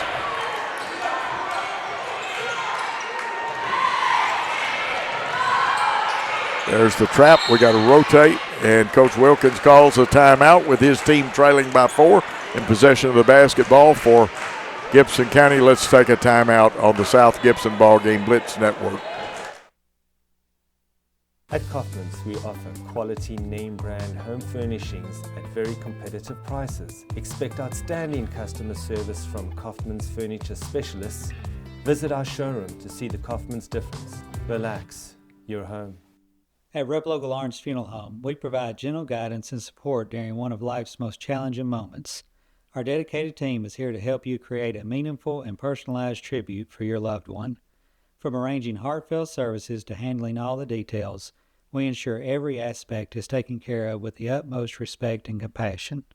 Trust us to be there for when it matters most. Call 731-783-3026 to speak with one of our experienced funeral directors. Replogle Lawrence Funeral Home, a tradition of caring since 1925. Great shot, Alex. What are some stats we need to know about? Both teams have 13 turnovers. 4 fouls for Ivy Cianciolo, 3 fouls for Faith Reed, 3 fouls for Serenity Johnson, 3 fouls for Jade Reed, 3 fouls for Trinity Johnson. Got to be careful with that. And just play aggressive. 3.5 minutes left, 4-point game. Every second's going to count. Gibson County overloads one side of the floor, the left side. Now Reeves comes to the right, bounces a little more. Kind of like a 2-guard front, 4 out, 1 under.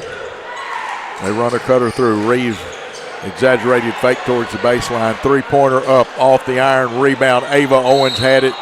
They're going to call a jump ball and say possession arrow. Belongs to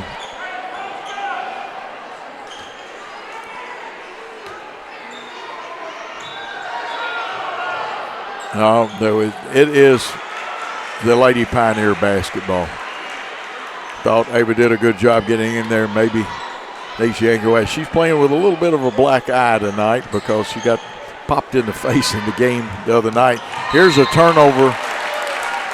We made them lob it over, but it should have been completed. You can't catch it with one hand, Alex. That is number 14 for Gibson County, and South Gibson has 13. 4-point game with 3:07 and counting. Cianciolo gets rid of it. Reed back to Cianciolo. In the short corner. Nice pass inside, but they double quickly on Faith. We throw it a little high, springing to get it. Karsten Dunn will put it back outside and start again. A lot of activity out of that zone. They're covering a lot of territory. Of course, we'd love to catch the ball in our shooting pocket, be lined up, go balance eye, elbow, follow through. Owens starts to go to the goal, kicks it back out. Reed's got it. Over to Ivy. To Carson Dunn. Comes back to Ivy Ciancillo. She drives, she kicks. Owens starts, kicks it back out to the senior. Nice ball movement. Gets it down to about the 2:09 mark, and there, is it a timeout? Yes. Could have easily been a foul. Oh, it is a foul. It's on Jada Hart, her first foul, team second. And Hart's got them to give, their team does, to Reed at the 2:06 mark and counting. They'll bring it to Dunn. She'll be picked up by Bailey, and it's more like a 1-1-3 type slides, even though it's done out of a 2-3 zone. They've matched up to our high post. Dunn, she gets trapped or almost trapped. Kick out. Ivy's shot up. Good. A big bucket. 31-24. 7 points for Ivy Ciancillo.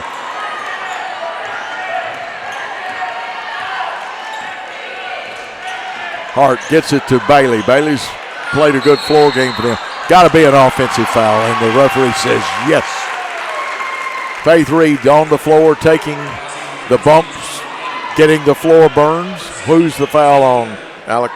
That'll be on Georgia Lanham, number 14, her second foul, team third, and there'll be a timeout. Timeout on the floor. Lady Hornets leading 31-24 over the Lady Pioneers. Let's take a timeout on the South Gibson Ball Game Blitz Network. At Kaufman's, we offer quality name brand home furnishings at very competitive prices. Expect outstanding customer service from Kaufman's appliance specialists. Visit our showroom to see the Kaufman's difference. Relax, you're home. Why rent an apartment when you can lease a home? The Summit in Jackson offers 2 and 3 bedroom single-family homes with lots of amenities. Enjoy the comfort and space in a gated community with smart technology, ADS security, and no maintenance. Short and long-term leases are available, so visit our website or call to schedule your tour today at the Summit in Jackson. Hey Jackson, welcome to Chuck Hutton Nissan. The Chuck Hutton name has been on car dealerships since 1919, and we would love the opportunity to show you what we're all about. We're locally owned. Our business model is big inventory and big volume on new and used cars. Nissan has awarded us a huge inventory, and we're going to sell them to you at invoice. Just choose a car from our great selection, we'll pull out the invoice, and that's what you'll pay. We look forward to meeting you at Chuck Hutton Nissan, 495 Van Drive, Jackson, Tennessee.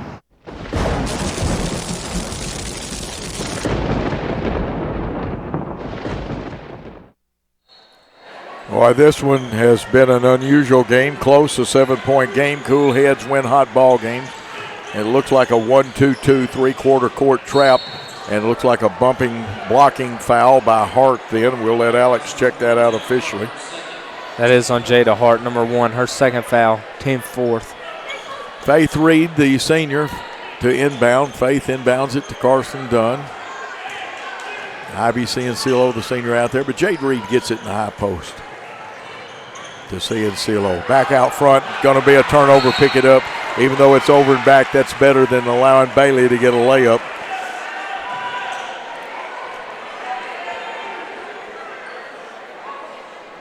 Seven-point game, that's 3 possessions. Even if you hit 2 threes, you still got to have 1 more possession. Unless you get the unusual 4-point play. Into the backcourt to Hart.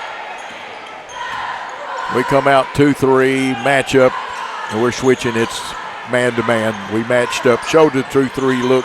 There's the double down. Good job. Straight up a block. It'll be out of bounds. Belong to the Lady Pioneers. Great job of defense by the Gibson County Ladies. And also a great job on defense by the South Gibson team. They did what they had to do. They went to their leading scorer. South Gibson did what they had to do. Going to the good double team. There's an offensive foul, but got away with it, left it short. Stolen back by Lanham. They'll get Jade Reed, I'm afraid, with that one. We'll see. Alex will tell you for sure. It is on Jade Reed. That is her 4th foul. Team third. Yeah, that becomes an item right there. Plus, it allows you to score with the clock stopped. Lanham hits the first one. That was string music. She's 3 for 4. Now make that 4 for 5 on the night. She's hit 3 free throws and make it 4. And this now is a 5-point contest.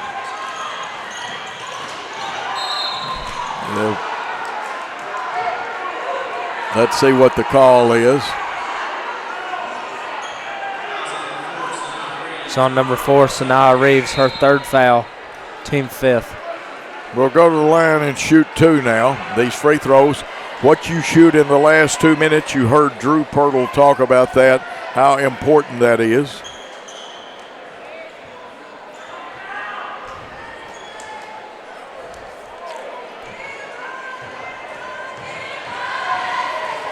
Jade Reed at the line. That first one is off the back of the iron. Jade went a little forward that time. This is a very important shot here. It would make it definitely a 2-possession game. It rattles in, out, and in. It's a 6-point contest at 32-26. 40 seconds to go.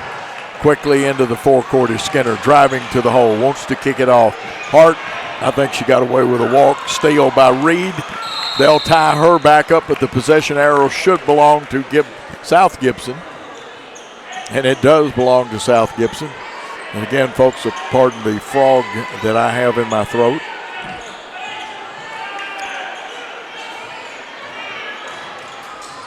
Flu kind of going through. I don't have the flu, but there's a reach-in foul.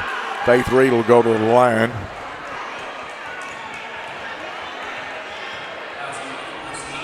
That foul is on number 4, Sanaa Reeves, her 4th foul.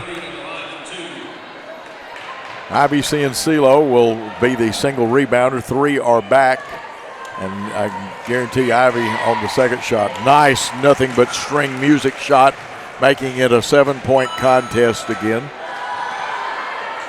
Faith Reed, that was her first free throw. That's her 10th point. Make it 11 points, and 2 for 2 from the line now. 8 points with 24 seconds. They'll probably get a kick on that one. Good call by the official, but that's okay. If you can get away with it, it disrupts the offense.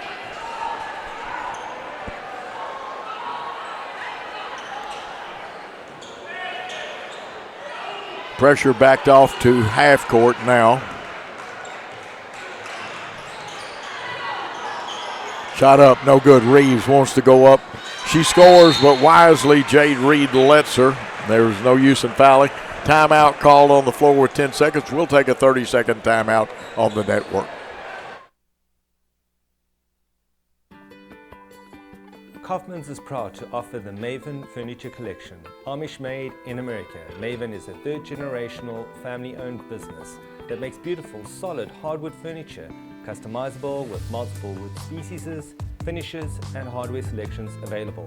Fine furniture is an art. If you appreciate the very best, we invite you to create your own masterpiece that you and your family can enjoy for years to come. Kaufman's, relax your home. Downtown is thriving and the Blacksmith restaurant is leading the pack. From the rustic dining room to the unmatched patio, eating local with family is what we're about. Live local, eat local, relax local. Buy a car in your bikini. Buy a truck in your jammies. Buy an SUV in your, well, no matter what you're wearing or not. Shop JonesChevroletHumboldt.com with the area's largest used car inventory.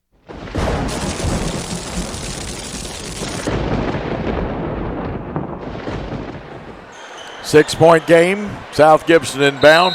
You've got to deny, try to pick up a violation or steal the double out, and that is legal. Enjoyed seeing the old double out. Time is running down. 3 seconds, 2 seconds. Carson done with it. 1 second. This game is over. The final is 34-28. South Gibson picks up their 21st win. 34-28, your final.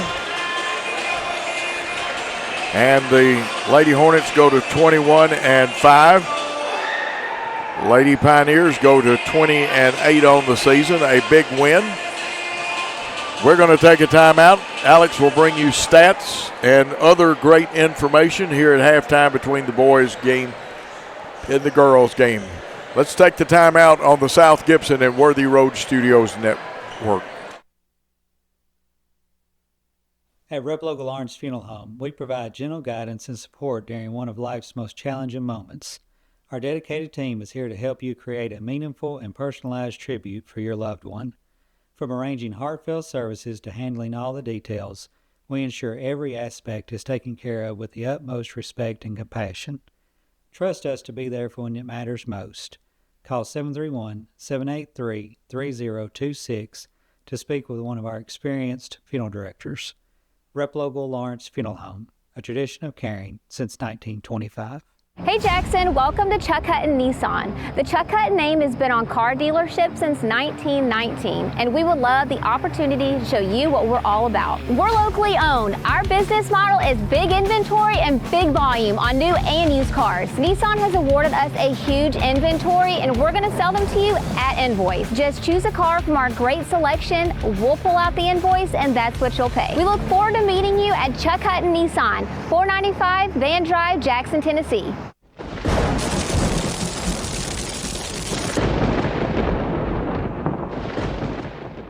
Let me tell you about the American dream. In 1974, I had $425 to my name. I bought 21 carpet remnants, rented an old lumber shed, and opened Deaton Drug Barn on East College. I worked long hours with hope of taking care of my family. I'm so thankful to Jesus who changed my life. He gave me a dream. So in 1985, we opened Deaton's Carpet One on the 45 bypass with a commitment to customer satisfaction. My friends, don't give up on your dream, because your dream can come true.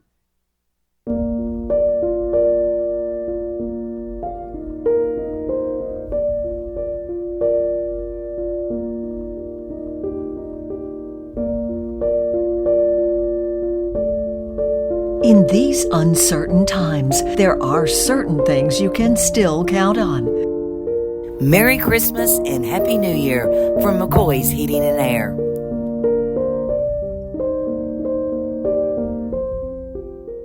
Downtown is thriving and the Blacksmith Restaurant is leading the pack. From the rustic dining room to the unmatched patio, eating local with family is what we're about. Live local, eat local, relax local. Buy a car in your bikini. Buy a truck in your jammies. Buy an SUV in your, well, no matter what you're wearing or not. Shop JonesChevroletHumboldt.com with the area's largest used car inventory.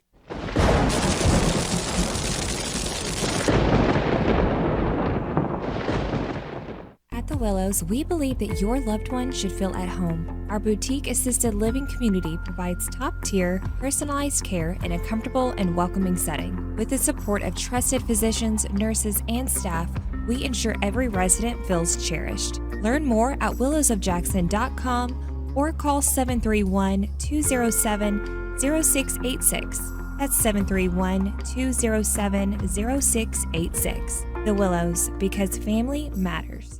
At Kaufman's, we believe your bedroom should be a retreat, a place of comfort and rest.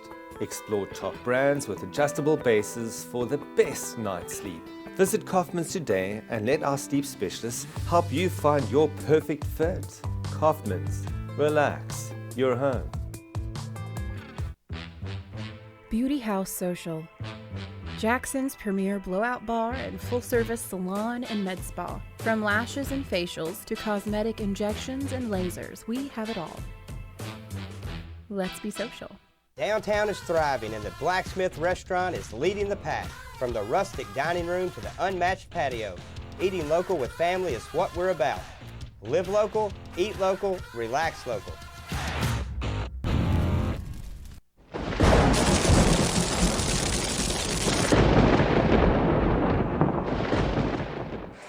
And welcome back to South Gibson County basketball. South Gibson boys are about to tip off in 11 minutes and 46 seconds. But first, we're going to do a review of last game. Gibson County first. Sanaya Reeves, 9 points. Jasmine Bailey, 2 fouls. Caitlin Patterson, 2 points. Georgia Lanham, 9 points. Emily Skinner, 7 points. Kaylee Davidson, 1 point. And for South Gibson, Ivy Cianciolo, 7 points, 2 rebounds. Anna Teague, 2 rebounds. Faith Reed, 11 points, 5 rebounds. Serenity Johnson, 5 points, 3 rebounds. Ava Owens, 4 rebounds. Jade Reed, 4 points, 7 rebounds. Trinity Johnson, 4 points. Carson Dunn, 3 points, 2 rebounds. Is a team that had 29 rebounds, 4 for 6 from the line, 16 fouls, and both teams had 14 turnovers. At the end of the first quarter, the score was Gibson County 6, South Gibson 12. At the end of the second quarter, the score was Gibson County 10, South Gibson 21. At the end of the third quarter, the score was Gibson County 20, South Gibson 28. And the final score was Gibson County 28 and South Gibson 34. In a review of last game, Cade Beaver, 4 points, 1 rebound. Sam Tritt, 12 points, 1 rebound. Richard Ado, 6 points, 4 rebounds. Gavin Crawford, 10 points. Cohen Thomas, 21 points, 5 rebounds. South Gibson had 5 turnovers in the game. Love the improvement of not turning the ball over. South Gibson had 12 fouls. They shot 5 for 6 from the line. They had 11 rebounds as a team. The final score was Dyer County 46 and South Gibson 53. It was an amazing win over a really tough Dyer County team. Was very impressed with only 5 turnovers that carried them to remain undefeated in the district. I'm excited to see if they can remain in the win column tonight. Last time South Gibson and Gibson County met this season, these were the stats. Corey Wells, 4 points. Colin Finch, 19 points, but he will not be playing tonight. Demaria Wright, 2 points. Trajan Eddings, 8 points. Dylan Reynolds, 4 points. Isaiah DeBerry, 13 points. Ryan Goad, 3 points. And some stats for South Gibson was Cooper Yarbrough, 2 points, 1 rebound. Sam Tritt, 16 points, 3 rebounds. Jackson Young, 2 points, 1 rebound. Richard Ado, 10 points, 8 rebounds. Kate Beaver, 8 points, 5 rebounds.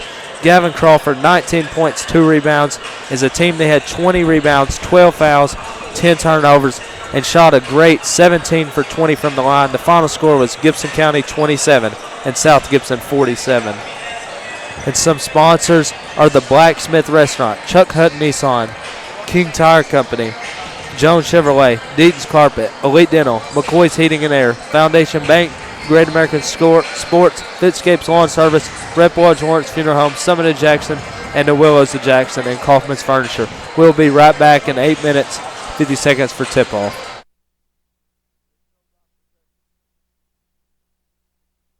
Hi, I'm Cody Fitz with Fitscapes. Our business's focus is on building your dream yard at your dream home. When designing our backyards, we always like to start with our pool and patio areas first. Then we complement that with the landscaping, and we finish with the lawn for all of the outdoor entertaining needs. After installation is complete, we provide annual maintenance for all of your lawn care and landscaping needs. Fitscapes, let's build something beautiful.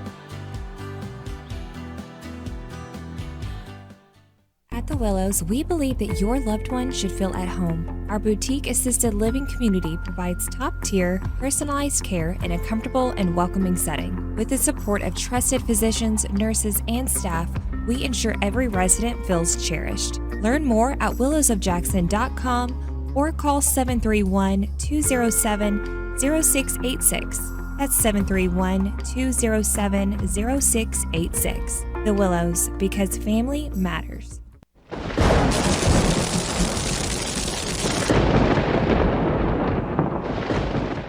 Great American Sports. Make sports an addiction.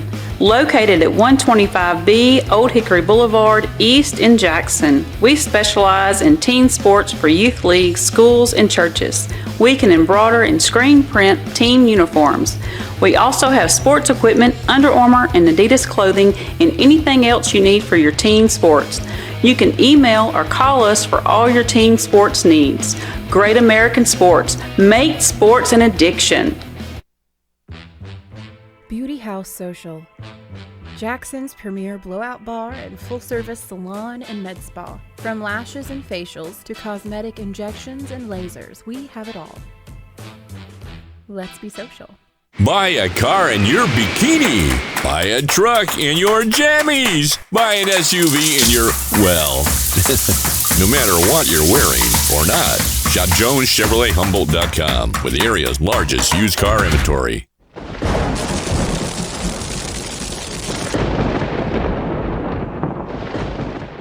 At the Willows, we believe that your loved one should feel at home. Our boutique assisted living community provides top-tier, personalized care in a comfortable and welcoming setting. With the support of trusted physicians, nurses, and staff, we ensure every resident feels cherished. Learn more at willowsofjackson.com or call 731-207-0686. That's 731-207-0686. The Willows, because family matters. Hi, I'm Cody Fitz with Fitscapes. Our business's focus is on building your dream yard at your dream home.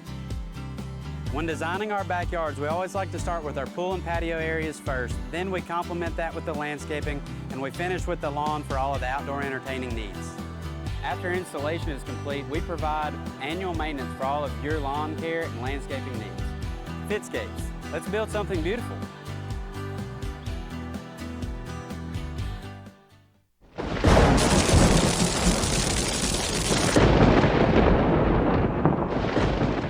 Great American Sports, make sports an addiction. Located at 125B Old Hickory Boulevard, East in Jackson. We specialize in teen sports for youth leagues, schools, and churches. We can embroider and screen print team uniforms. We also have sports equipment, Under Armour, and Adidas clothing, and anything else you need for your teen sports. You can email or call us for all your teen sports needs. Great American Sports, make sports an addiction. Personalize your style at Kaufman's Design Center. From fabric to finish, you choose the details so it's made to order just for you. Consult with a Kaufman's Design Team expert today. Relax, you're home. Hello, I'm Chad P. Wilson with Foundation Bank, a family-owned community bank here in West Tennessee. Your checking account should be more than just a place to store your money. Our Foundation Benefits with High Interest checking account pays you interest, but also includes identity theft monitoring, cell phone protection, and roadside assistance. Start a financial conversation with us today by visiting our website, foundationbank.org, or call us on the number on your screen. In the meantime, God bless you. Terms and conditions apply. Foundation Bank is a member FDIC and an equal housing lender.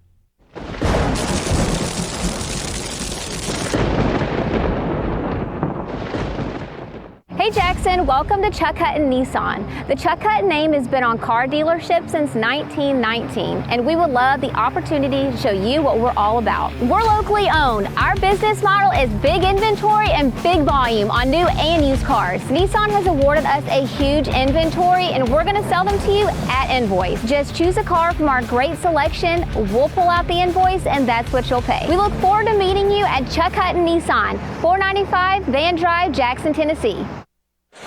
We are back for a men's contest between the 13 and 13 Gibson County Pioneers, the 16 and 9 South Gibson Hornets. And everybody kind of forgive me, I've got a little frog in my throat tonight. No, I don't have the flu, but we do have that. Now, Alex, I had to step away at halftime for a minute.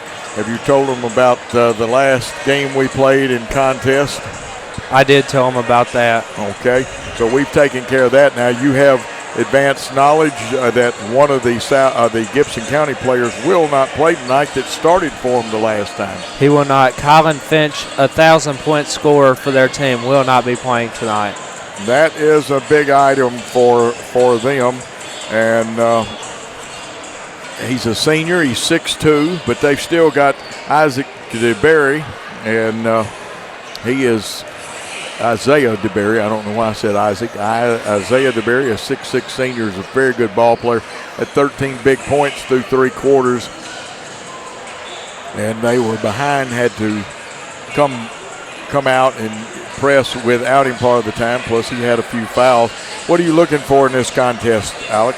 I'm looking to just do what they did last time, be more aggressive and just limit the fouls. And this time we will be with Cohen Thomas. He did not play against Gibson County last time. We'll like to see how he'll perform in this game. Oh, absolutely. Expect a good defensive battle. a good battle down low with Isaiah DeBerry, and whoever we match up with him, it'll be a very fun game tonight, and I'm excited to go. Absolutely.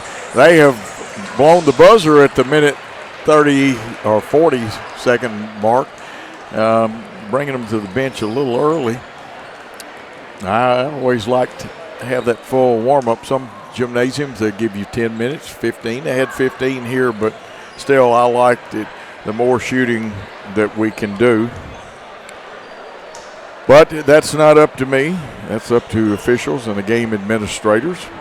They'll introduce the Gibson County players first.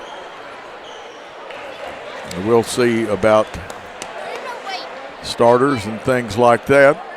And then we'll have the introduction of the South Gibson boys.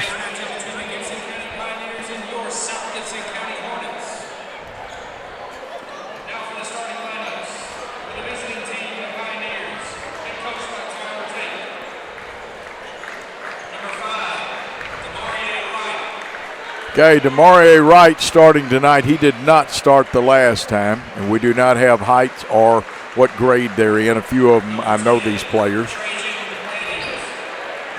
Trajan Eddings, who is a sophomore, and I believe he is 5'7", will also start. Dylan Reynolds wearing number 14. He's a senior, 6 foot tall. And we knew that Isaiah DeBerry wears 15, would start. And of course, 34 is Ryan Gold. Lights will go out here in a moment.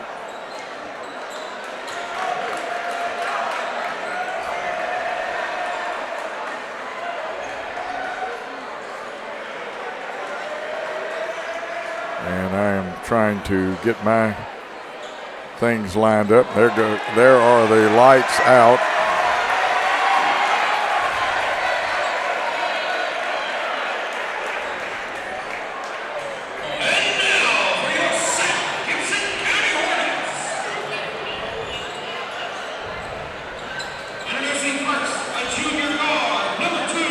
And as you can maybe hear in the background, it is a junior guard, Cohen Thomas.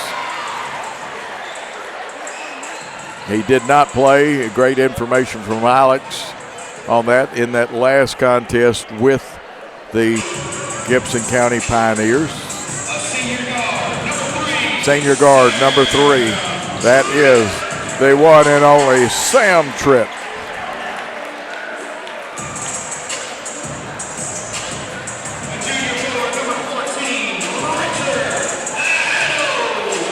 A junior forward, he's 6'3", he's number 14, Richard Addo. And a junior forward wears number 15, Cade Beaver.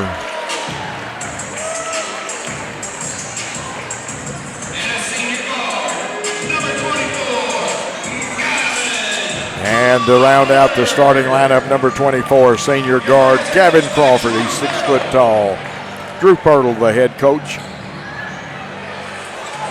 And we're just about ready for basketball.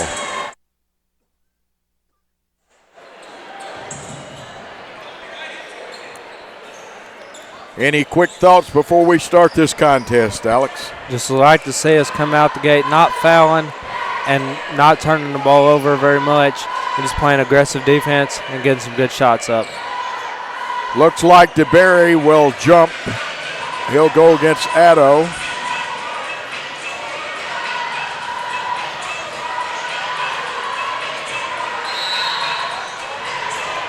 Both teams with a balanced tip formation. I think they're going to throw it up again. And sometimes you have to duck when you're the official that tosses it. The way it comes off, you don't want to get hit in the face with it.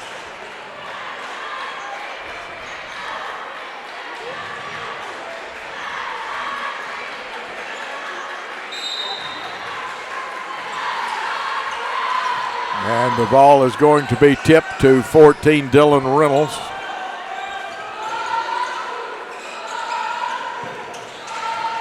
Of course, I don't have to tell you It's man-to-man. They try to go inside. Cohen Thomas just a hair late, and he was jumping and bumped into DeBerry, and he'll pick up a foul.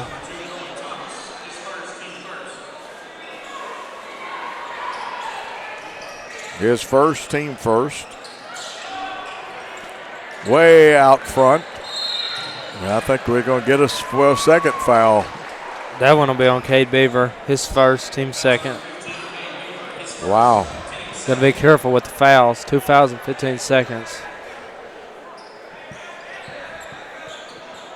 Now, between games, had an interesting discussion with an old coaching friend of mine about some parts of the game. 3-point shot up, no good. They get the rebound, though. And it's bounced on the baseline, so it's out of bounds and a turnover for Gibson County.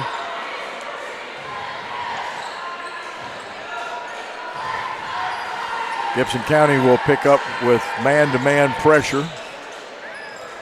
Looks like a 1-2-1-1, but it's not because you see they stay man. Nadeau with a little fancy footwork gets it off to Gavin Crawford. Crawford will bring it across against Reynolds. Back to Addo. Right wing, doesn't use the screen. Crawford gets cut off. They go to doubling. Beaver gets it at about 16 feet away. He kicks it off. Trent wanted the three, couldn't get it. Thomas starts to drive. No score in the ball game so far. You can see on our great scoreboard, Thomas wanted to drive. Goes up with an off-balance three off the back of the iron. And rebound comes down to Trajan Eddings.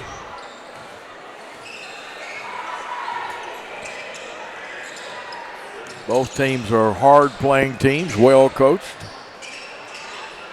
To DeBerry, and he's going to get the first points. It's a 2-0 lead. There's a steal by Goad. Goad to Eddings, and quickly it's 4-0.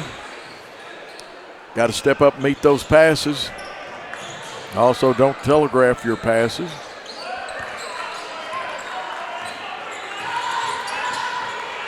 Crawford splits it before they can trap him, gets it off, and now they'll try to trap. There's going to be a lot of trapping out of this and a hand check foul or push called by the official. That'll be on number 14, Dylan Reynolds, his first foul, team first. Addo to inbound into the backcourt to Gavin Crawford. Crawford and Reynolds going head-to-head with each other. Both teams playing man-to-man. To Addo out at the spiking line of the volleyball court. The tread on the right wing, they're going to trap him. He dribbles out of the trap, gets it to Addo. So you're going to see a scrambled defense, much like Jim Larinaga ran when he was at George Mason. The three up, no good with the rebound. Demaria Wright gets it for Gibson County. Gibson County deliberate, but we're leading 4-0. Long three off the back of the iron. Rebound belongs to the Pioneers. Their shot, Gold shot up, no good after a good rebound. Rebound, South Gibson to Addo. Addo and DeBerry, well, he went for the block and hammered him, made sure they didn't get the bucket, but Addo will be at the line for two. And that will be DeBerry's first foul and team's second. Do you think he was delivering a message, Alex? I think he did, and I think he felt the message. Yep. Addo's first attempt, shot it, got it.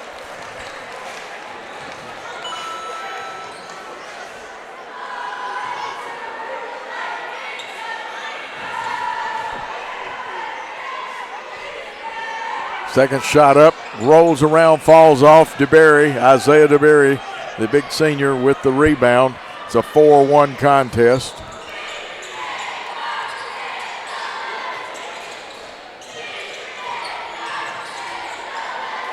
Three-pointer up, rolls off the rim, slicing through there, getting the rebound was Wright, but we get the second rebound off the shot to Thomas. Thomas, and there's going to be two quick fouls on DeBerry. That's what your goal is, to get him out the game. because he is a big presence in that paint. He really is. That is his second foul and the team third. Yeah, you're absolutely correct on every point that you made. And it looks like they'll be checking him out the game. Cohen Thomas at the line for two. His first one, he shot it, got it. It's a 4-2 game. As a team, we're 2 for 3 from the free throw line. Thomas to attempt his second one. String music.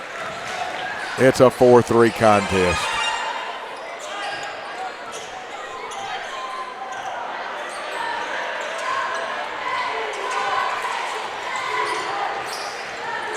Gibson County on the half court, they walk it down a lot of times, but move quickly. We trap. He walked first. Sam Tritt did everything he could to take a charge, but the young player for the Pioneers had already traveled. That is our second turnover. South Gibson has one turnover. Tritt brings it down, bounces off to Beaver. He lost it, and that one's going to hit as he went up with it after regaining it, went up off of the glass, so the shot hit the, not the glass, but hit the standard behind. Team rebound for the Pioneers. Tyler Tate, their coach, hollering instructions, softly hollering. He wasn't mad at anybody, just giving instructions. Now there's an offensive foul got to be called there, and a good job by the official to see it.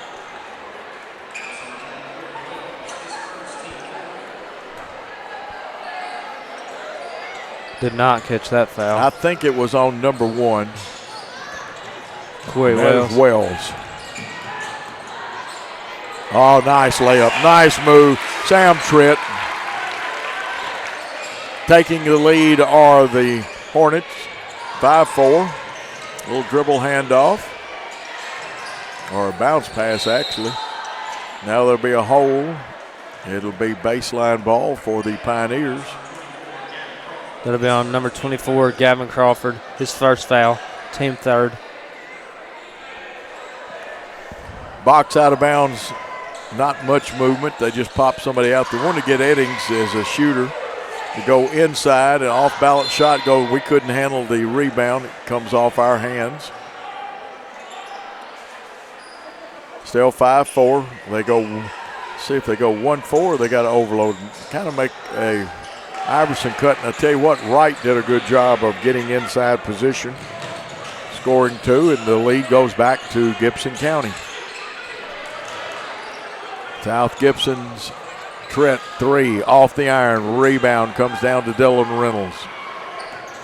Wright has it, brings it left side, a little hop skip there with the keeping the dribble, or a little yo-yo dribble. Oh, nice steal.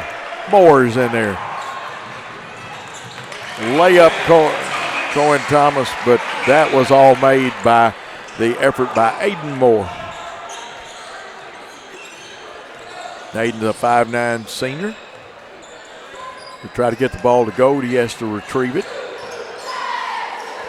Wright, who's very quick, guarded by Aiden Moore, driving the right side. Cohen Thomas cuts him off. Stepping through the trap was Reynolds to Gold. His 3 off the iron, skying for it. Cohen Thomas, head up, looking down the floor. 3-pointer, 2 steps behind the top of the circle. Beaver goes up and plays Sky King. Shot, Tritt, nothing but net. He's got 3, 5 on the quarter. It's a 10-6 lead, Hornets.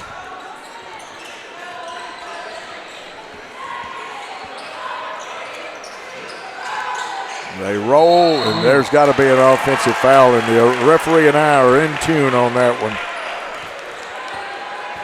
Not that that makes any difference. That is Corey Wells' second foul. So that foul earlier was on Corey Wells. Yes.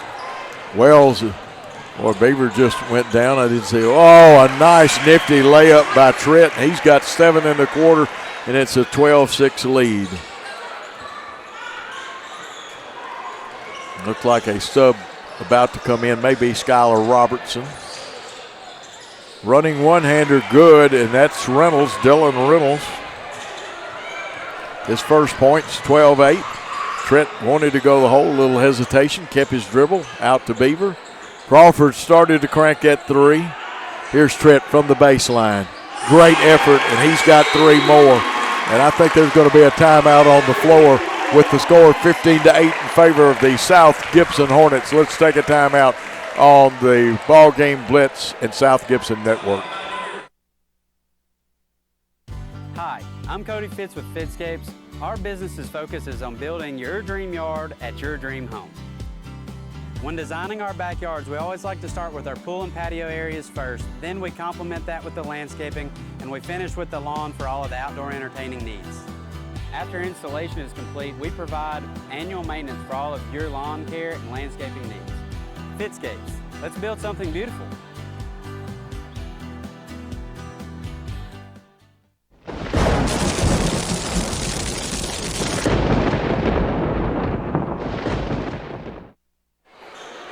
A little bit of a Sam Tritt explosion. Alex, I'll double check with you. I've got him with 10 in the quarter. He does have 10, and I'm pretty sure he has 2 threes.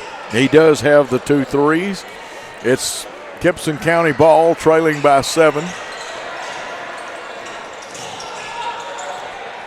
Lob pass to Reynolds. He puts Cohen Thomas in the Paratroopers Club. Wells, a great job on the rebound. He goes up, and we foul him and see Jackson Young in for the South Gibson Hornets. Also, Skylar Robertson in.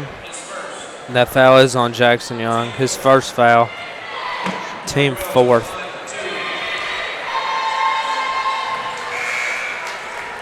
Wells, here in the first quarter, gets his first 2. He's got 2 free throws. And Robertson, that's Skylar Robertson, is in for the Pioneers of Gibson County. Second one rattles out. Good rebound by Gavin Crawford. Aiden Moore over on the left side. Now he screens down, cuts across. Cohen Thomas has got it. Gibson County playing pretty good defense. We go 1-4 with the Iverson cut, or the over-under, some people call it. One falling away, Tritt shot short. Wright brings it down. Wells wants to go the hole, cuts through the lane with it, and scores. Wells got 3, and it's a 4-point game again with 49 seconds. Jackson Young's 3 up, rolls off the rim. Rebound belongs to Reynolds and the Gibson County Pioneers. See if Gibson County holds for the last shot or if they try to go 2 for 1 on possessions.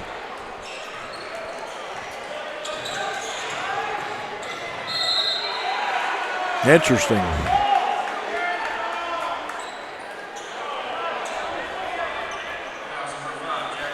That's another foul on number 5, Jackson Young. His second foul, team 5th. And going to the line is Wright.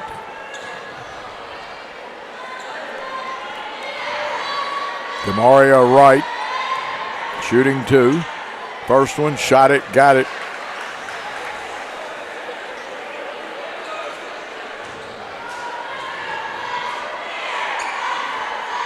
Demario Wright wears number 5. His shot rolled around. It was down and kind of came out. I guess the English on it brought it out. It's a 3-point lead for the Hornets with 18 seconds. Actually, it's down to 15 when I said that. They'll trap the wing, but we kick it out. There's a pass deflected. It was deflected, so there's no backcourt. Crossover, Thomas. Thomas' pass gets partially blocked. Crawford wants the 3, and Crawford gets the 3. As the horn blows, it's 18-16. Hornets lead the Pioneers, or 18-12. Let me get the score right. We'll be back after this timeout on the Hornet Sports Network.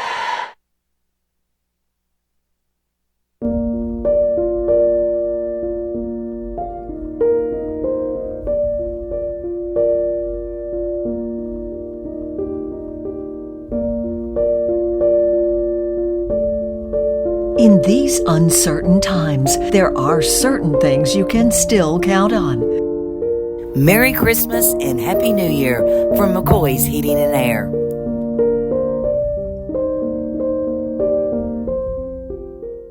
Buy a car in your bikini. Buy a truck in your jammies. Buy an SUV in your, well, no matter what you're wearing or not. Shop JonesChevroletHumboldt.com with the area's largest used car inventory. We are back, and let's see if we can get the sound adjusted. That's my fault there. Basketball belongs to the South Gibson Hornets. Let's see, they bring out Beaver, Crawford, Tritt, Cohen Thomas, and that may be, and it is, Aiden Moore out there. 2 juniors, 3 seniors. The ball goes into Tritt. Hornets lead by 6. Thomas doesn't accept the screen. That time led Tritt too much. Getting a little positive instruction from Coach Drew Purtle. Trajan Eddings coming back into the ball game for the Gibson County team. Also looked like Dylan Reynolds, the 6-foot senior, coming back in. See Isaiah DeBerry back out on the floor. He's 6'6". He's the biggest guy in the gymnasium, or tallest, I guess. They roll him to the bucket. He wants the fall-away 14-footer. It's rebounded by Crawford. And here's Cohen Thomas looking down the floor. He will take it all the way the hole. Little yo-yo move. Had a little English that brought it out. I thought it was going to go down. And here's DeMario Wright streaking to the bucket. Running swish one-hander. Wright's got 4 in the contest.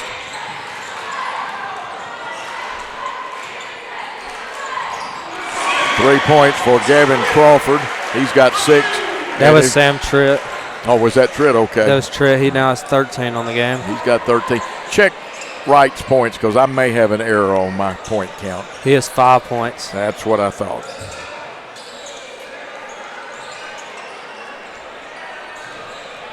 Gold wanted to go through his legs. Picks it up, gives it off. Eddings picks it up, gives it to DeMario Wright. That's a good matchup, he and Cohen Thomas. 3-point, and I'm going to tell you what, Trajan Eddings lit that one up. He's got 5, and it's a 4-point game. 4 out, 1 under. Tritt drives.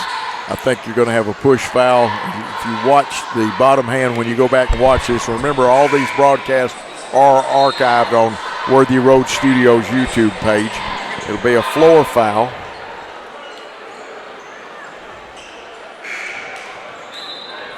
And I'll let you handle the foul there, Alex. I did not catch that one. Okay, I think it was on the his first team foul, though. That I do know, and it was on Eddings. Shot up, no good. Falling away, rebound. And let's see, we've got a new player in the game. That's Sutherland. Jaden Sutherland for the Pioneers.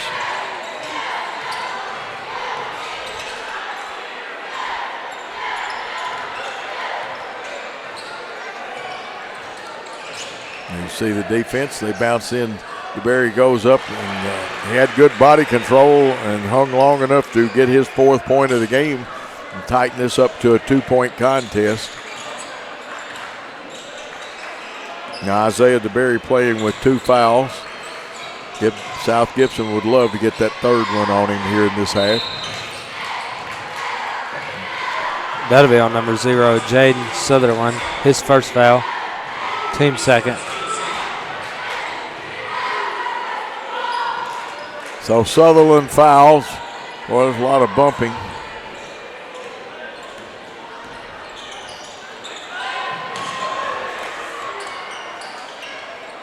Here's Beaver. They'll get him for the charge, but I'm not sure about that one. I think the young man started falling. If you're going to take the charge, almost started taking it too soon. That'll be Beaver's 2nd foul, team 1st. Cade will come out of the ball game. Jackson Young comes in. Both of our postmen have 2 fouls, Alex. They do.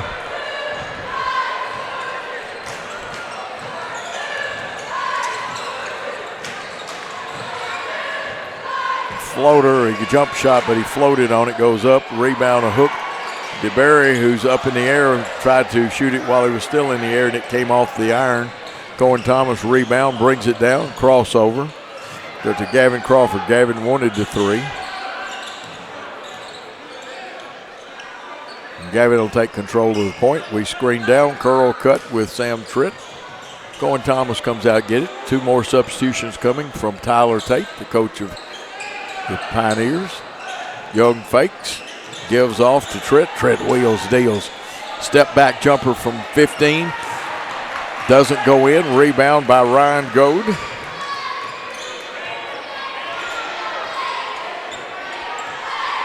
.422 and counting. Eddings on the point, guarded by Tritt. Crossover, gets the screen. Young switches off on him. Good, nice cutoff there. Back to Eddings. And Eddings can drop those threes now, and he's got 8. And now they're in the lead. Lead taken over at 22-21 by the Pioneers over the Hornets.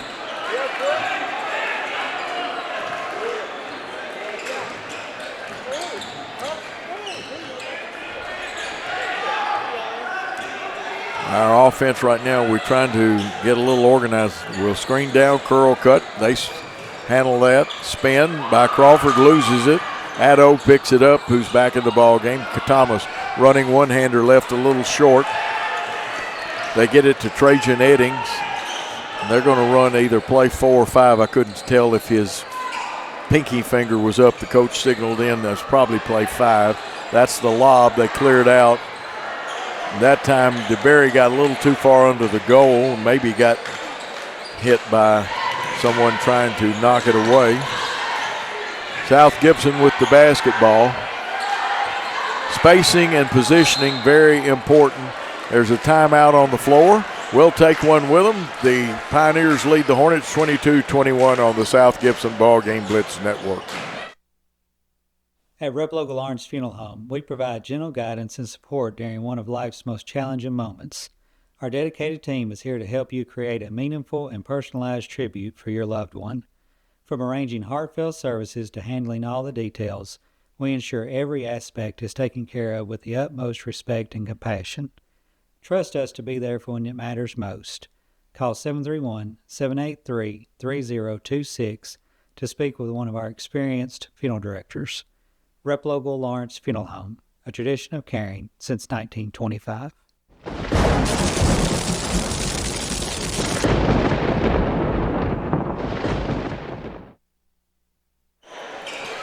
Back at South Gibson, and again, excuse my voice tonight, got a little frog in the throat.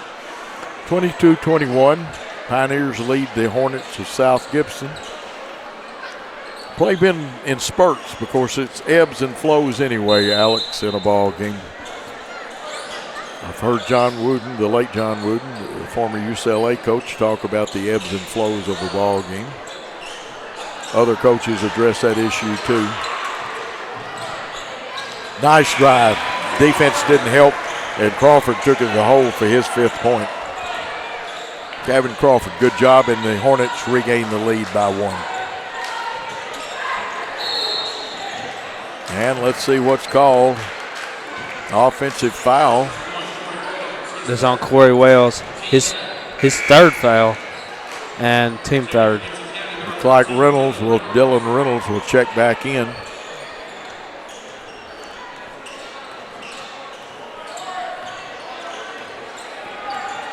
Hornets with only 1 team foul in this quarter. Guard through cut. Screen away, a double screen.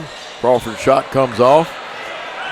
And cleaning the boards is Isaiah DeBerry, and Tyler Tate tells DeMario Wright, hold it up, young man. We're going to run our offense on the half-court basis. Screen down on the right side, popping out is Robertson. Back to the top of the circle. And let's see what is called. Another foul, and this one by Trajan Eddings is an offensive foul. That's his 2nd foul, team 4th.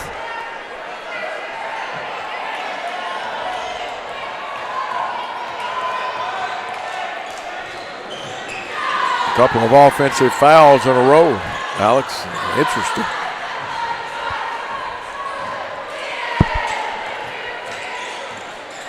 4 out, 1 under. Now almost 5 men into the pattern. Trent drives, wanted to kick out, gets it back to Crawford. Crawford, some nifty ball handling, wanted the 3. Here's Trent with the 3, and he's got it. It's down. That's 16 for him, his third 3 of the game, if I'm not mistaken. I've got him with 4. 4 threes. And I'm sure that Coach State said, maybe I need to call the fire department to put him out because he's on fire. 3-pointer missed that time by Robertson, Skylar Robertson in there. Cohen Thomas taking his time at the minute 5 mark. Count not on.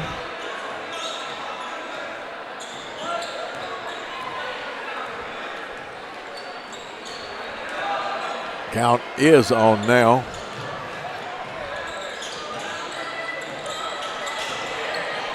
And the ball game is Cooper Yarbrough. He wears number 1. Here's Thomas's 3, right side, up and down for his 7th point.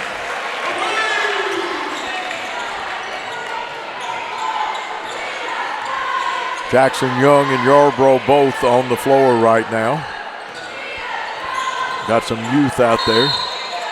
There's a hole down on the baseline. They could have Jackson Young for his 3rd. We'll let Alex tell you It is on Jackson Young. That is his 3rd foul, and that is the team 2nd foul.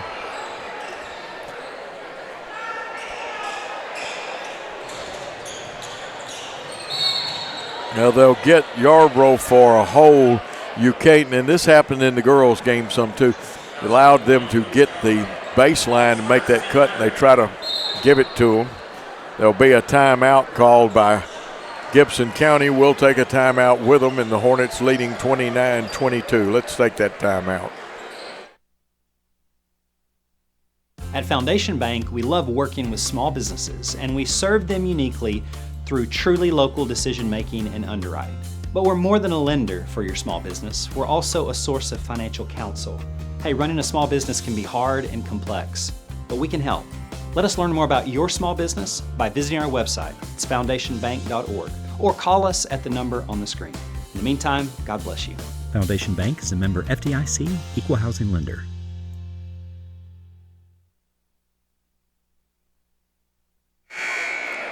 Back here, have you got a quick stat or two for us out of this timeout? Cohen Thomas, 7 points. Sam Tritt, 16 points, 4 threes. Richard Addo, 1 point. Gavin Crawford, 5 points. South Gibson has 3 turnovers. Gibson County has 5 turnovers. There's the statistical picture. DeBerry's 15-footer up good. That young man, I'll tell you what, he could play facing the basket for a lot of teams. He's got 6 points. It's a 5-point game with about 10 seconds. First half coming to a close. Crawford wants to go the hole. Gets bumped, no call. Ball picked up by Robertson, and the basket will be no good. This half will end with the South Gibson Hornets 29, the Gibson County Pioneers 24. We'll take a timeout, and we'll hear from Coach Katie Embry as soon as this timeout is over. Great American Sports. Make sports an addiction. Located at 125B Old Hickory Boulevard, East in Jackson. We specialize in teen sports for youth leagues, schools, and churches. We can embroider and screen print team uniforms. We also have sports equipment, Under Armour, and Adidas clothing, and anything else you need for your teen sports. You can email or call us for all your teen sports needs. Great American Sports. Make sports an addiction.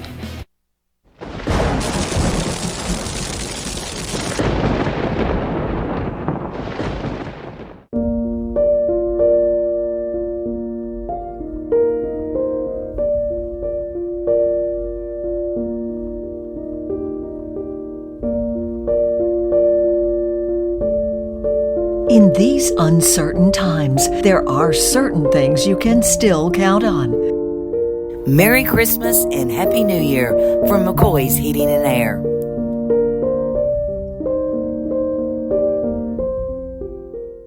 Buy a car in your bikini.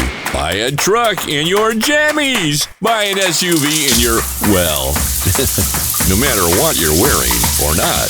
Shop JonesChevroletHumboldt.com with the area's largest used car inventory. Downtown is thriving and the Blacksmith Restaurant is leading the pack.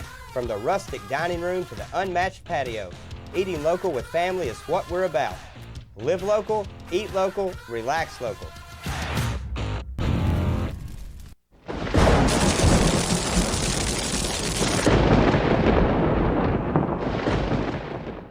Hi, I'm Cody Fitz with Fitscapes.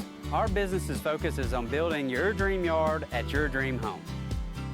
When designing our backyards, we always like to start with our pool and patio areas first, then we complement that with the landscaping, and we finish with the lawn for all of the outdoor entertaining needs.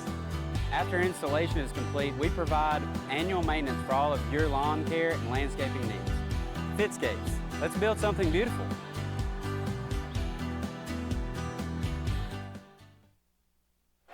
And it is my pleasure again to get to talk.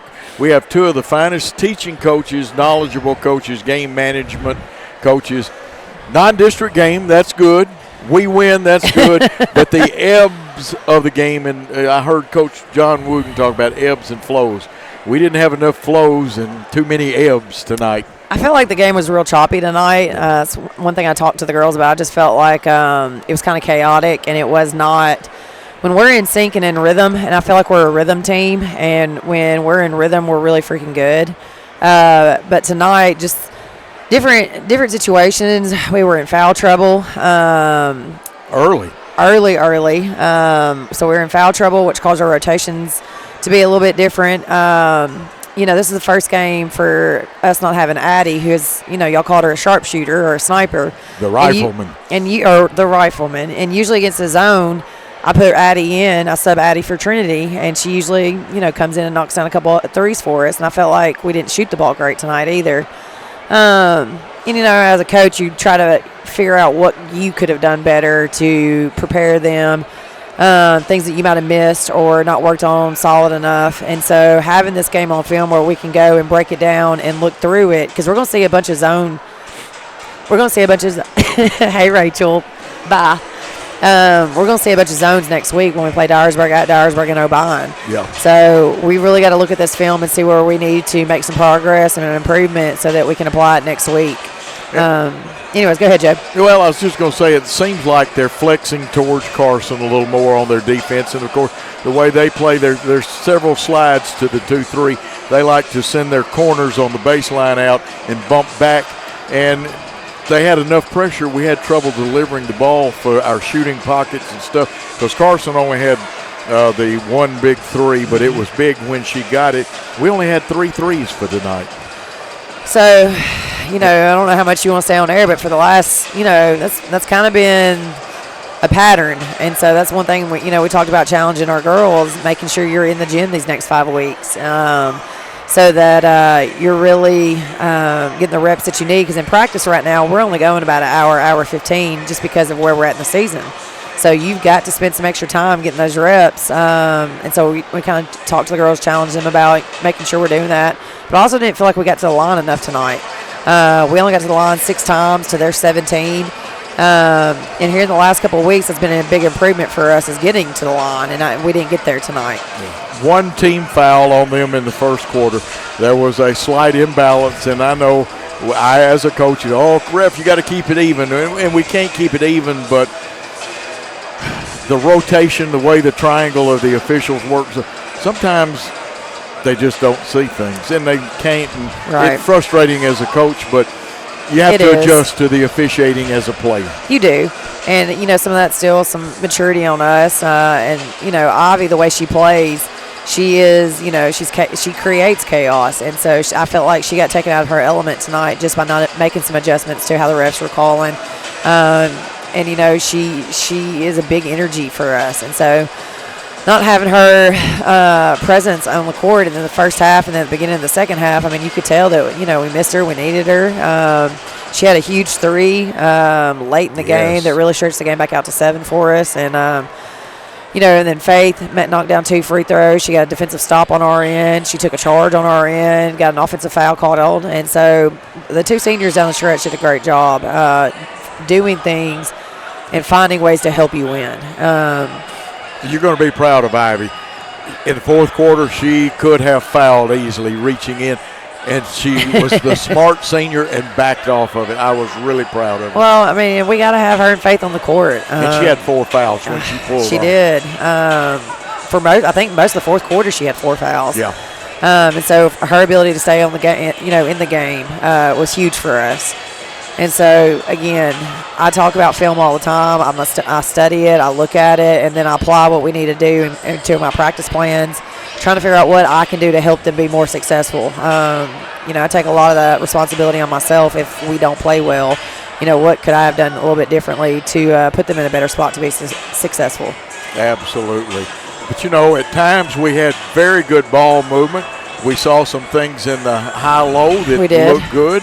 And the one constant, most of the night the defense was a good constant for us. Now, I will say that I feel like our defense pretty much every night gives us a chance. If we're not scoring it well, if we're not shooting it well, whatever that may be, our defense, we still sit down and guard. And I will say that game, when you go to the state tournament, it's notoriously hard to score, especially in that first game when you're at the state tournament. And that game kind of felt like that, just trying to battle through the scoring droughts, but just maintaining, hey, keep playing defense, keep getting stops. And I feel like the girls did a great job of that tonight. Absolutely. And what Katie just told you about the state tournament, true. I lost the first round state tournament game 28-27, and it was not a stall game either. So I guess that last year I was at Summertown, we went into double overtime and won, I think we won like 32-30 in double overtime. I remember that game. I was not working that game on the network, but I was there, and these things happen. Defense is the only constant. It is. Now, you can control it much more than you can on offense. Next week, twice with O'Bien and once with Dyersburg. Dyersburg game is one we want to go in, play hard, and play smart, play hard, and have fun. But it's a lot of pressure on the kids because we've got one loss, they've got one loss, but their win is over us. Correct. And we need that game. Yeah, I mean, if we could find a way to beat them, that would be another milestone for the program. If you look at our banner, we do not have a district championship yet, and so I would love for that to happen for these 2 seniors who have battled since they've been here, who battled all last year trying to get back healthy. So I would love for them to have that opportunity to put that number up there and say 25 for them, because that's the graduating year that we won a district title. Now, granted, they would much rather, get to the state tournament than anything else, but I just think it'd be a fun milestone for them to reach. Got about 20 seconds. Anything you want to tell our fans besides get there next week and support us? Yeah, just always, we appreciate, the support. We've got a bunch of kids who walk around and take pictures, and they do a great job posting on social media. There's just a lot of support in this community, and so we really appreciate, all the love that everybody gives to us. Yeah, I'll tell you, you take this as a compliment. Some of the fans where I eat my breakfast a lot of times said, Coach, you better be glad that Katie Embry's so pretty because they don't notice how ugly and old you are. I doubt that. No, everyone enjoys listening to you, Joe. They like, hearing your color commentating. They never know what little tidbits you might throw in there or sprinkle in for them. So, no, it's great. You're very kind to say that. Katie, look forward to seeing you up at O'Bien. That's a long trip. Oh, God. But I'm going to see you first at Dyersburg, though. All right. See you Tuesday. Thank you. We'll get Alex back in here. Hornets leading by 5. They've tried to clear out and give the lob, and Katie did a good job, and Sam Tritt gave him some backside help then. And Katie and I have too much fun talking. She's a great coach, just like Drew Pearl. I am so blessed to be here with fine kids, fine administration, and a lot of good teams that we play against, too. Three-pointer up and down, and I'm going to tell you what, that is Trajan Eddings' third three-pointer. Yes, he shoots them, and they don't even barely touch the net. Oh, I know it. Shot up, no good. Pioneers rebound. It's a 2-point game again. South Gibson holding that lead. Addo is going to pick up right. That's a good matchup for both those young men. They try to feed. They let DeBerry play a little bit on the perimeter, and he can shoot the ball from outside. Ryan Gold, his three bounces high. It's tipped around. Now I hear a whistle. Let's see.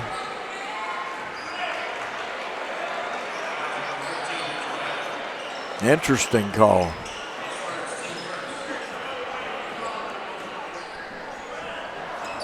Did they either call it on Addo or Beaver, and I could not tell. I got Addo. Okay, let's give it to Addo temporarily. That was a turnover. Converted. The point-off turnover goes to Sam Tritt, who's got 18 in the contest now.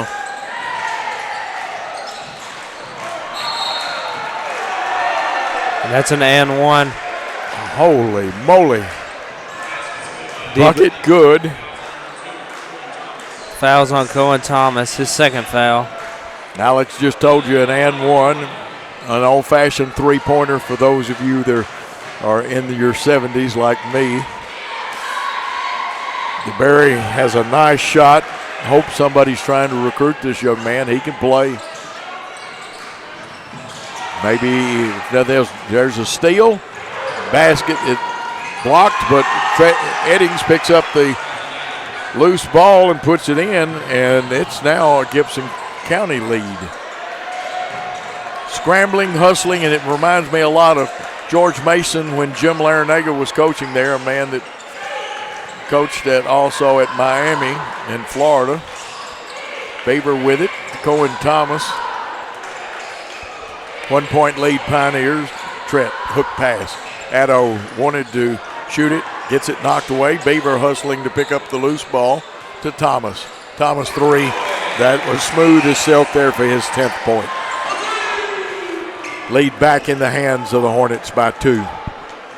Aiden Moore looks like he's going to check in. I think he's coming out there to put on some of his good defense. About a 16-footer, and it's canned, and this game is tied. I believe that is the first tie in the ball game. 34 all. Little bump and run defense down the line. Reverse layup, fouled. And NBA, they say he used the basket to keep the man from defending him. That'll be on number 5, DeMario Wright. His first foul, team first. Wright has played a very fine ball game. Sam Tritt hasn't been to the line tonight, but he does have 4 threes and 16 points.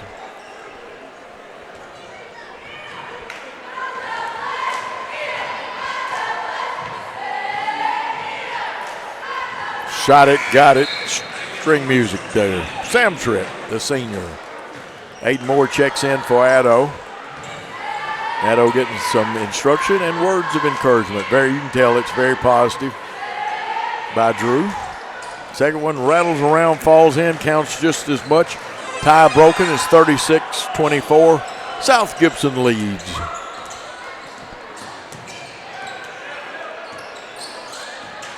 We jump switch and trap, but they get it out of there and tied it now 36. Reynolds driving down through there. Aiden Moore started to go the hole, thought better of it, pulls it out, gives it off on a handoff to Crawford. Goes inside to Beaver. Beaver, nice move, pinned the big man. And DeBerry doesn't want to pick up that third foul. Nice move by Cade Beaver. That's Beaver's first 2 points. Ryan Gold out here.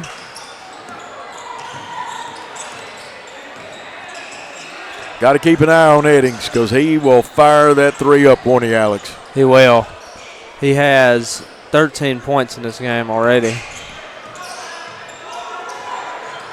Good rotation by the Hornets, making Gibson County work.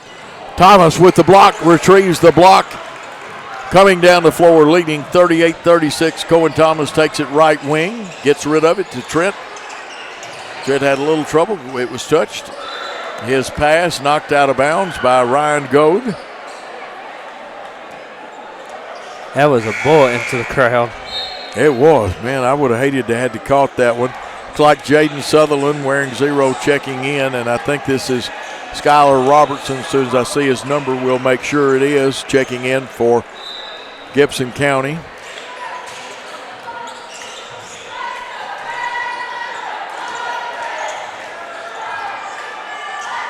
Into the high post to Beaver. And you have to feel somebody on you there. In and out, it would look like it was going to go down, didn't it, Alex? It did, just unlucky shot. Yeah, might have had just a little English that was sideways more than the overspin or backspin. There's a lob.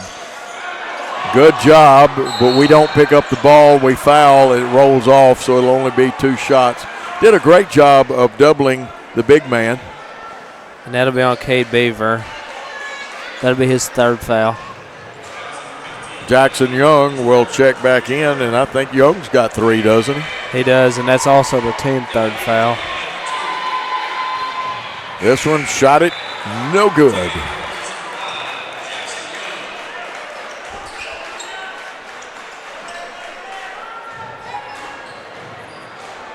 Dylan Reynolds at the line.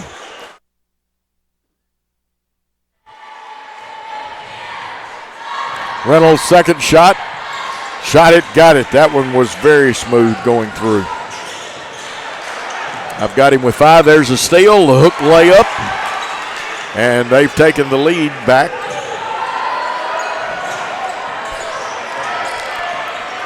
Another steal, it's rough, and there's a push, a frustration foul. It'll be no basket.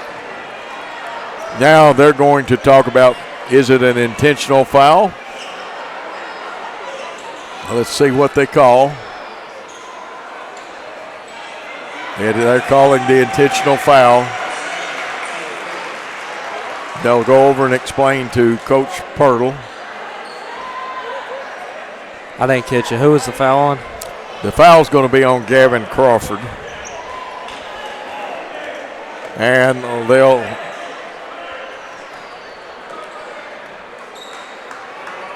they'll send Gold to the line. How many points do you have for Gold tonight? I have. Let me find him. Gold at the line for 2. First one is good. I don't have him with any. Okay, I'm correct with you. That one is no good, so he's 1 for 2. The ball will go out of bounds and belong to Gibson County, who leads by 2 now. Their press, and it was a zone-type press then instead of they matched up, and they get the basketball and a chance to increase their lead, so the Hornets will have to fight back. Big man DeBerry directing traffic. He's got a forearm that he extended it. Now you can hold your position. 3 is up, it's short, and it's off of Gold's hands. Crawford will inbound it. Now again, if you gain an advantage and open that forearm up, you can hold your position and hold the man, but when you extend it and open it up and push, it's a foul, but no call. Nice pass to Jackson Young. Jackson Young kicks it off. Cohen Thomas 3, rolls out, rebound, and right now Gibson County controlling the boards. Gold did a good job of going up and cleaning the boards. 2-point lead for the Pioneers. Thomas picks the pocket. See if he goes to work. They'll try to draw the charge. They don't. Nice pass off. Jackson Young's first points I've got, Alex. It is his first points. But the assist goes to Cohen Thomas. Jackson Young, the freshman, about 6'3". Here's the shot by Gold. Short, rebound Crawford. Crawford loses it. And that is they call double dribble, which they could. You can dribble it and fumble it, but you need to go pick it up. Wright's coming back in. Eddings coming back in for Gibson County. 3rd tie of the night at 40.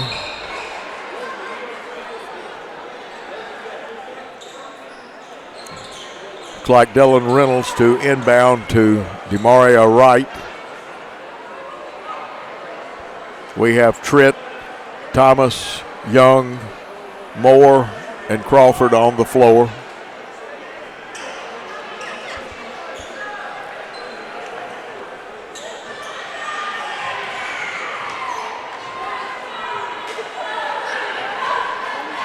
A little conference between our athletic director and one of the officials taking care of it. Nice shot by DeBerry. There wasn't much you could do about that one. He now has 13 on the game. We go down, miss a layup. DeBerry's got it, and he wants to run out, but he wisely holds it up, waits for his guards. We rotate to pick up right. Gold is open. Gold buries a three. He's come alive in this quarter, and I think Coach Drew Pirtle wants to talk it over. No? Well, let's see. Let's hold the phone here for a minute.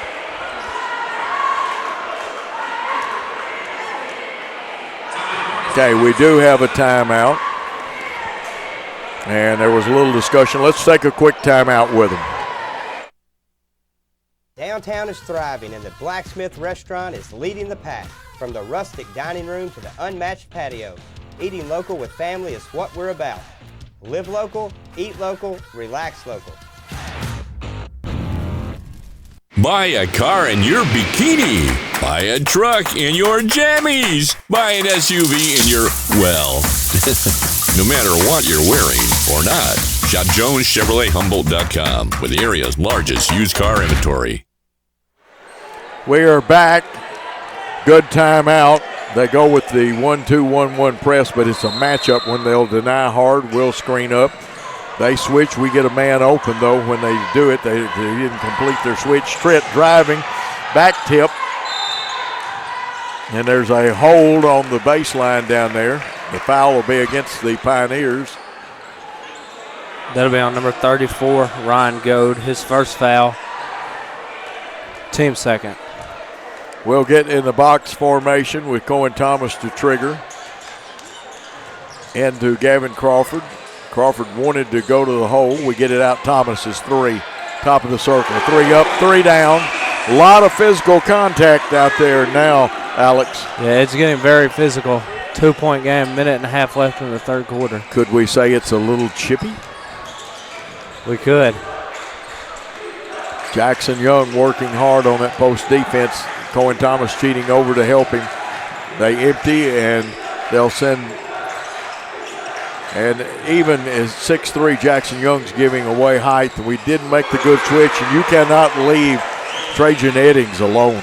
No, you have to be in his face guard him. 16 now. He's one of those guys that you need to go to the concession stand with him. A turnover where we lost it on ball handling. Eddings wants to take it all the way. Tritt stops the layup. And Tritt is hurt. Yeah, and he fell and hard, and I want to say he fell on a hip bone, didn't he? He's holding his hip.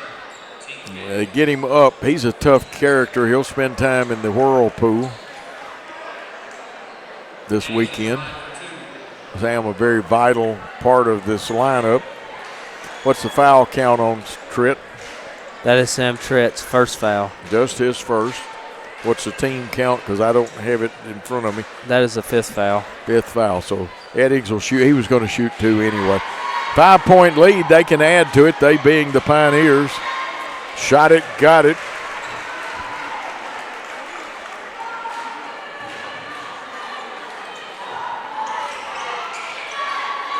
Eddings now has 18 on the game. Second one good. Press has bothered us, something that doesn't most of the time, but this one has so far. DeBerry cut in front. We're going to have to step up and meet some of those passes, even though you want to catch it and go to the hole. Sometimes, and you can get fouls on people stepping up because good teams are taught to try to steal the ball about a foot in front of the receiver if you can. If you step up, they'll run into you and foul you. 50-43, 31 seconds. We're going to hold it probably for the last shot. That's what our intention is. I think Tyler Tate's told his crew to back up a little bit. You want to start your offense between 10 and 12 seconds, depending on each coach's philosophy.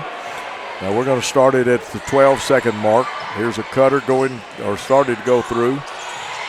Thomas wants the three. Did he get balanced up enough? No, it goes to Trent. He's got a three that's going to be off and rebound. And the half, or the third quarter, is going to end with Gibson County 50, South Gibson 43. We'll come back for the important fourth quarter on the Hornet and Ball Game Blitz Network. At Kaufman's, we offer quality name brand home furnishings at very competitive prices. Expect outstanding customer service from Kaufman's furniture specialists. Visit our showroom to see the Kaufman's difference. Relax, you're home. At Replogle Lawrence Funeral Home, we provide gentle guidance and support during one of life's most challenging moments.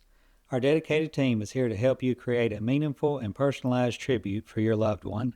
From arranging heartfelt services to handling all the details, we ensure every aspect is taken care of with the utmost respect and compassion.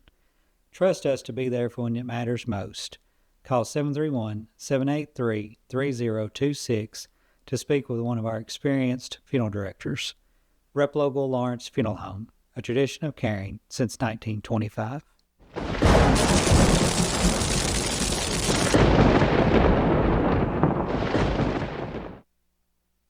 We are back. Alex, what's the turnover and rebound count if you've got that? I know you do the turnovers.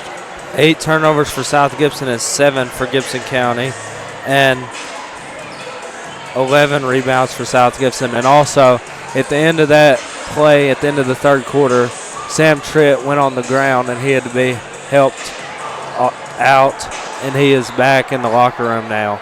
Saw the trainer from Dynamics go with him. I believe that's from, here's Cohen Thomas with the basketball. There's a blocking foul. They're going to get Demario Wright. Now Coach Tyler Tate, he's not very happy with it either. That'll be Demario Wright's second foul, first team foul. Looked like Yarborough will inbound the ball to Cohen Thomas. They'll get an offensive foul on Cohen Thomas. Now, let me tell you how that happened. It probably was, but Tyler Tate worked the official enough not to get the call that he wasn't going to get, but to get the next call, which is good coaching. And that'll be Cohen Thomas's third foul, first team foul. You got to win more possessions, and now we've got to win like a possession and a half. Trent with a little limp or hitch in his get along comes back out on the floor. He's a trooper. Of course, even though this is non-district, these kids on both teams want to win this game. They emptied the help side out. Beaver does the best he can, did a pretty good job of stopping it with no help, and there was no way to give any help. Hayden Moore wants to go to the hole. Cohen Thomas, long three, just off the front of the iron. Rebound Beaver, and the Windex man, Cade Beaver, works it for a bucket. That's his fourth point of the game, third rebound for Cade Beaver.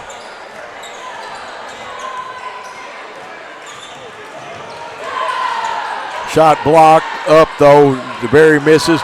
We let them get the rebound, knock it away, and now who's got it? Ball, who's got the ball?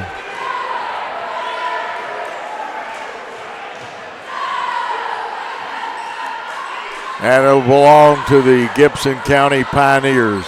They had the possession arrow.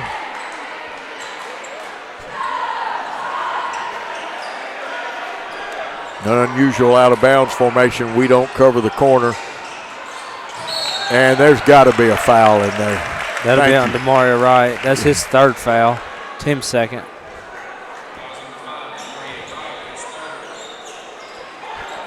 We'll have to inbound the ball. Crawford to inbound. Tritt and Thomas at the elbows. They'll be picked up man-to-man by Eddings and probably Sutherland. It is.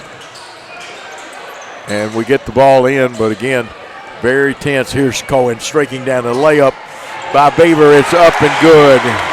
Nice assist, nice bucket. It's a three-point game, and the intensity should pick up for the Hornets.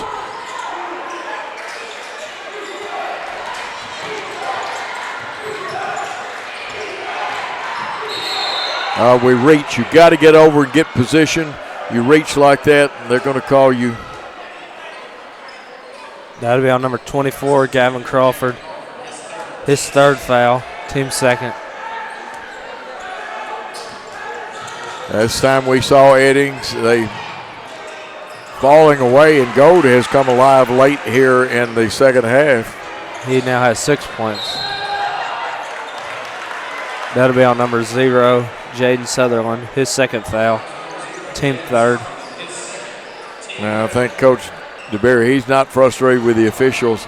He wants his team to play hard, play smart. I don't think he wanted that foul, Alex.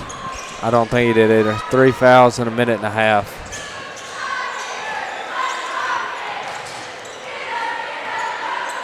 Nice to Beaver, but he's cut off. Gets it out to Crawford, to Moore. Moore wanted the 3, back to Crawford. They're playing him tight. His shot comes up short. Rebound Sutherland, who wears 0. That's Jaden Sutherland.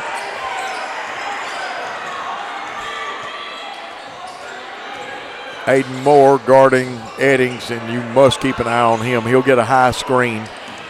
We'll jump switch off on him, rotate. Now we've got to complete our rotation and pick back up. Coach Tyler Tate wants a timeout. It's going to be a full, and we're going to take a timeout with them, with Gibson County leading 52-47. We'll be back after this. At Kaufman's, we offer quality name brand home furnishings at very competitive prices. Expect outstanding customer service from Kaufman's appliance specialists. Visit our showroom to see the Kaufman's difference. Relax, you're home. Why rent an apartment when you can lease a home? The Summit in Jackson offers 2 and 3 bedroom single-family homes with lots of amenities. Enjoy the comfort and space in a gated community with smart technology, ADS security, and no maintenance. Short and long-term leases are available, so visit our website or call to schedule your tour today at the Summit in Jackson. Hey Jackson, welcome to Chuck Hutton Nissan. The Chuck Hutton name has been on car dealerships since 1919, and we would love the opportunity to show you what we're all about. We're locally owned. Our business model is big inventory and big volume on new and used cars. Nissan has awarded us a huge inventory, and we're going to sell them to you at invoice. Just choose a car from our great selection, we'll pull out the invoice, and that's what you'll pay. We look forward to meeting you at Chuck Hutton Nissan, 495 Van Drive, Jackson, Tennessee. Gibson County leads. They have the basketball. 5 minutes and 43 seconds and counting. You can see on our great clock coming across the Berry. He and Beaver having a real good battle. Watch all the game, but check little things out like inside battles.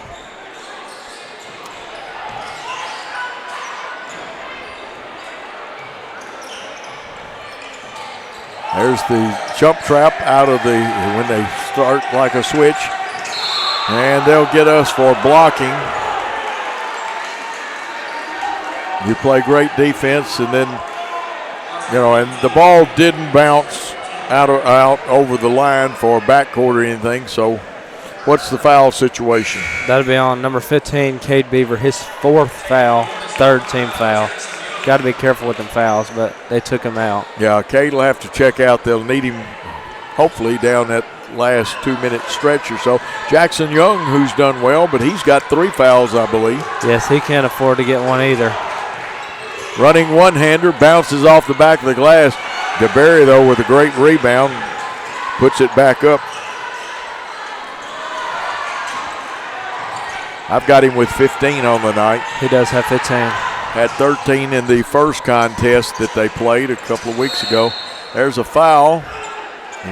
Trett going to the hole. Hurt. Oh, well, Sam Trett's going to play hard no matter what, and that limp gets a little worse. That'll be on number 0, Jaden Sutherland, his 3rd foul, team 4th. Three-pointer up. It comes off the right. Jackson Young exploding for the rebound, and there's a hold, and I think Jackson Young will go to the line. That foul will be on number 10, Trajan Eddings, his 3rd foul. Jackson Young has not been to the free throw line tonight. He has 2 points. But now we're in the bonus with 4 minutes, 43 seconds left.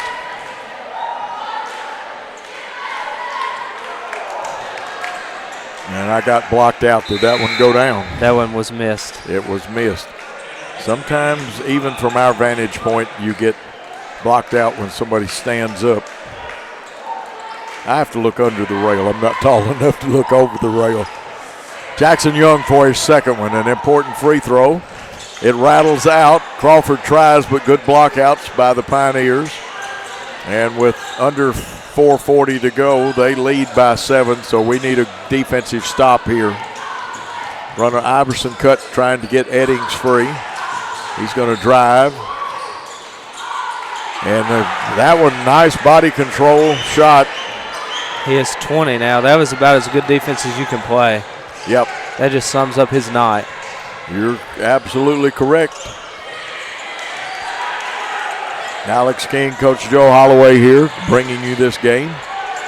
9-point game. Here's Thomas slashing to the hole. He's fouled. He'll go to the line and shoot 2. If I'm not mistaken, that'll be on Trajan Eddings. It is on Trajan. That is his 4th foul. Thomas will go to the line. He's 2 for 2 tonight from the line with a chance to score with no time running off the clock. That's important. It's like Kate Beaver's getting ready to check back in. Rattles but stays down. There'll be a substitution for the Pioneers. Well, let's see. Baden Moore comes out. Kate Beaver comes in. They'll play with him and Young on the floor. Aiden Moore is out. Skylar Robertson in. Second one, doesn't stay up there. They're going to get Young for his 4th foul.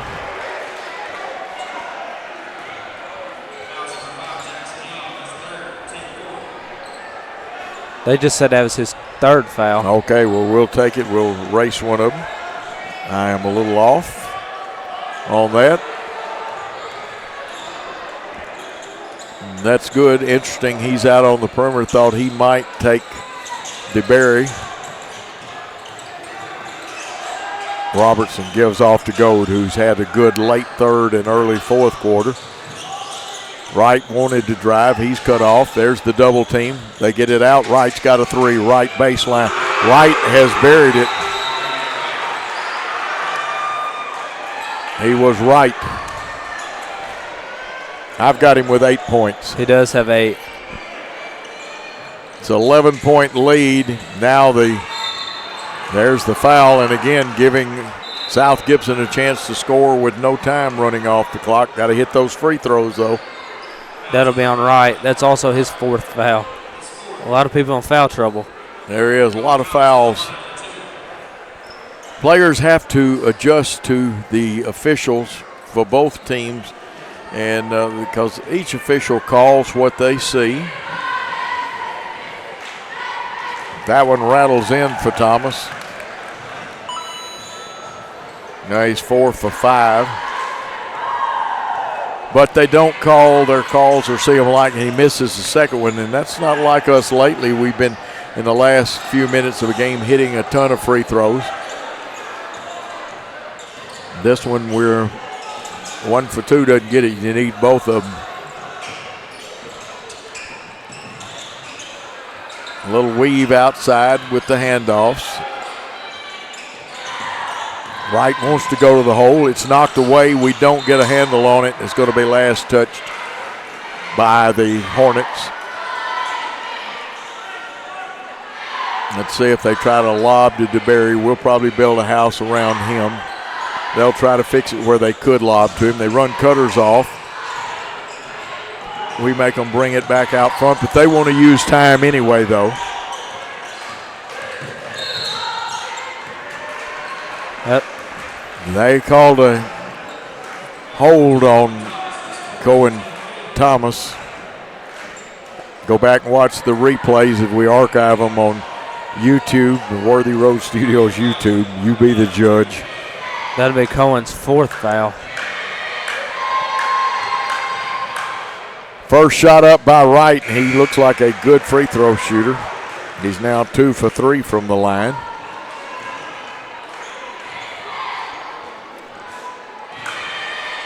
Back to an 11-point lead. In, out, and in. And now a 12-point lead. Wright out. Sutherland in for the Pioneers. Press still on. Makes us eat up time, plus they've been successful.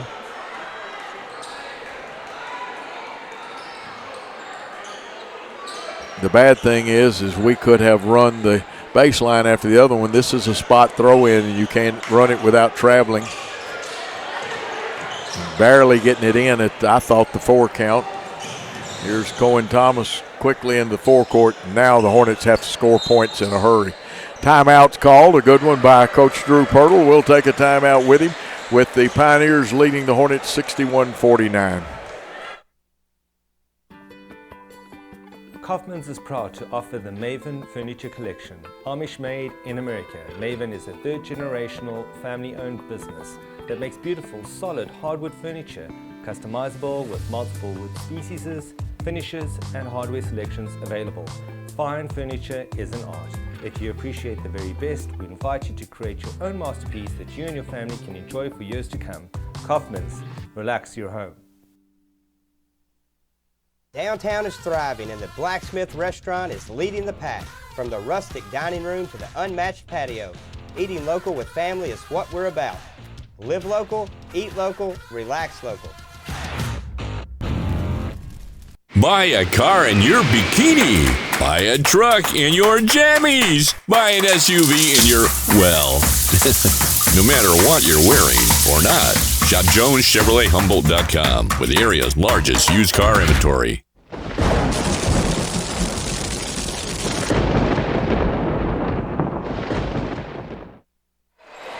We are back. Situation 253, 61-49. Pioneers lead the Hornets. We got to have baskets fast or score from the free throw line, and we have already missed 4 free throws in this fourth quarter. Yeah, we have. We're 7 for 12 in the game on free throws. Maybe we don't need it. Coach Pirtle, I won't talk about free throw shooting the next time at halftime. We've done so well. Non-district game, so we're still going to be undefeated. Trent's fall away 3 off the iron, knocked away by Beaver, but retrieved. And I think they're going to get Gavin Crawford for a hold. I did not see the hold on that one. That's an interesting call. And if my stats are right, that's his 4th foul. It is his 4th foul. And shooting 2 will be Jaden Sutherland. I have him with no points in the game. His first attempts at the free throw line. His shot is up and in.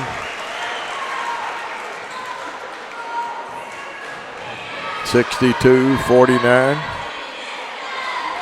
Second one off. Rebound, Young. Quickly gets it to Cohen Thomas. Thomas crossover. Gets past his man. Crawford wanted the 3. Couldn't quite get his footwork to where he'd get it. We go inside to Beaver. Beaver goes up. And he's going to get the score with the clock stopped. That'll be on number 14, Dylan Reynolds, his 2nd foul. Beaver will get 2 shots. He's got 6 points, has not been to the free throw line tonight. The all-state linebacker in football. Shot it, got it. That was string music there. Substitutions, Addo. Good defensive player coming in for Crawford. Looks like Eddings and Wright coming back in for the Pioneers to go on offense. It's a 12-point game at 62-50. Beaver's 2nd shot. Up, hits the front of the iron. Foot race for the ball. Who's going to get it? Cade Beaver does. Here's Cohen Thomas. Picks it. You be the judge on that call. They called a travel. I could give you an opinion, but I'm sure the TSSAA wouldn't like it. Neither would the Officials Association. Double dribble call. Coach Tyler Tate kind of, what? Interesting. 2-10, 12-point game. Here's the offense-defense substitution. Because they don't want Eddings to foul out, for sure. And they really don't want Demario Wright, and I believe you told me he has 4. He does have 4, and Trajan Eddings 4. Now we've got, the time is not on our side. The 3 is up by Crawford, and it is down. Crawford's got 13 unofficially. Here's the press. They get it to Robertson. He gets it ahead to Sutherland, who will bring it back out front. Reynolds, the senior, wisely brings it out front. They set their offense, and that will be Crawford's 5th foul, I believe. That will be his 5th foul. Addo coming up. Addo capable of hitting the 3, but Gavin is an excellent three-point shooter. Addo can go to the boards. He'll play great defense. 2 free throws. First one off. How many points do you have Reynolds with before he shoots this one? He has 7. Looking for his 8th, and he got it. It's a 10-point lead. We got to have 4 possessions and score on all 4 of them. Time running down. 1:33. Sounds like an eternity, but we're 10 down. Trent wants to go the hole. Kicks it out. Addo is going to take it. Stop. Kick out. Cohen Thomas. Shot 3. Up and in. Thomas hits the 3. South Gibson wants a timeout. Trailing by 7. We'll take the timeout with them. We'll be back on the Hornet and Ball Game Blitz Network. At Rep Local Lawrence Funeral Home, we provide gentle guidance and support during one of life's most challenging moments. Our dedicated team is here to help you create a meaningful and personalized tribute for your loved one. From arranging heartfelt services to handling all the details, we ensure every aspect is taken care of with the utmost respect and compassion. Trust us to be there for when it matters most. Call 731-783-3026 to speak with one of our experienced funeral directors. Rep Local Lawrence Funeral Home, a tradition of caring since 1925. Hey Jackson, welcome to Chuck Hutton Nissan. The Chuck Hutton name has been on car dealerships since 1919, and we would love the opportunity to show you what we're all about. We're locally owned. Our business model is big inventory and big volume on new and used cars. Nissan has awarded us a huge inventory, and we're going to sell them to you at invoice. Just choose a car from our great selection, we'll pull out the invoice, and that's what you'll pay. We look forward to meeting you at Chuck Hutton Nissan, 495 Van Drive, Jackson, Tennessee.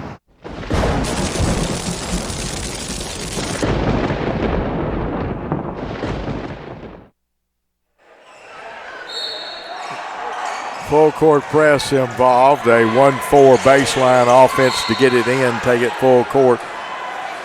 Bosley, Preston Bosley, the 6'2 senior, in for us. He gets called for a foul.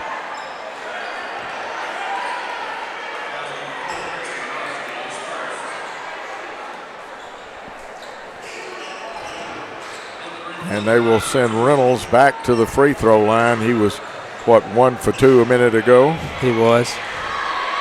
Shooting 2. This one, smooth as silk. Trent, a trooper coming out, and you can see the give to the left leg. The defender's about to come back. It hits both of them, 65-56, a 9-point lead. Takes 3 threes just to tie it. Inbounding the ball, the freshman Jackson Young to Trent. Trent crossover. Go.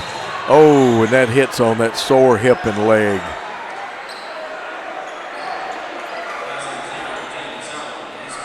That is on number 0, Jaden Sutherland, his 4th foul. And you know Sam Tripp's got to be in some pain. Yes, he does not look very good out there. Going to the line to shoot 2. And that sometimes he's a tough young man though. First one off the back of the iron, no good. Bosley will, let's see if they run him up to the table. Yes, they do.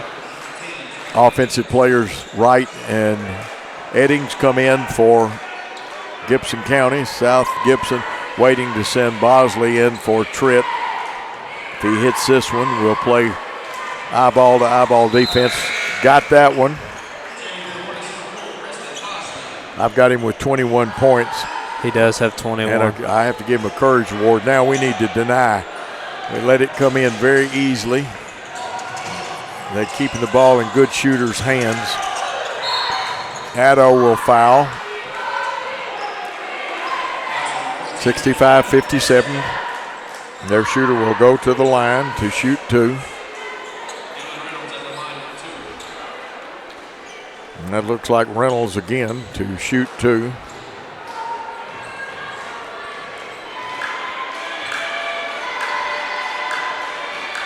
First one up and good.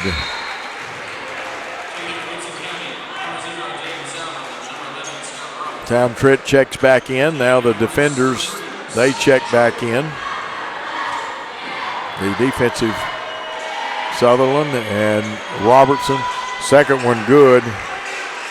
And I believe that Reynolds has hit his last 4 free throws, and it's a 10-point game all of a sudden with a minute on the clock. Here's Cohen Thomas, shot up and good.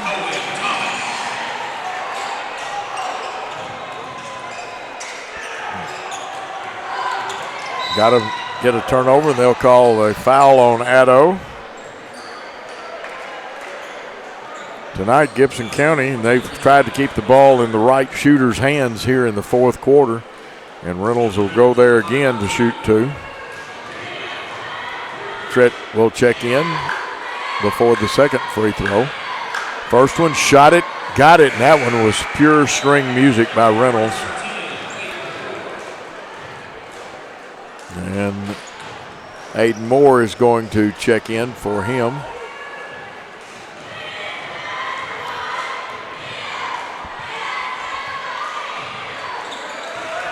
And back to a 10-point lead as Dylan Reynolds doing a good job shooting free throws into Beaver. Beaver fumbles it, picks it up, kicks out.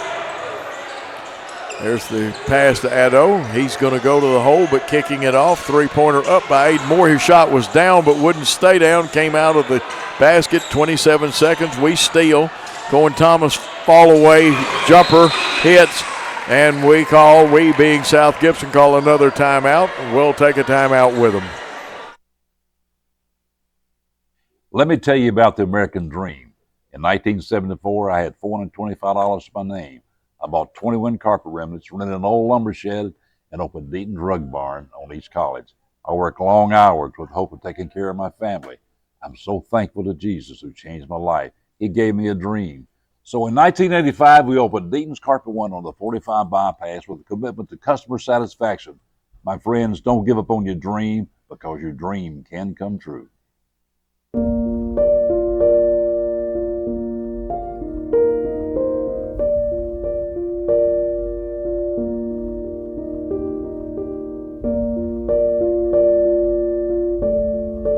In these uncertain times, there are certain things you can still count on. Merry Christmas and Happy New Year from McCoy's Heating and Air.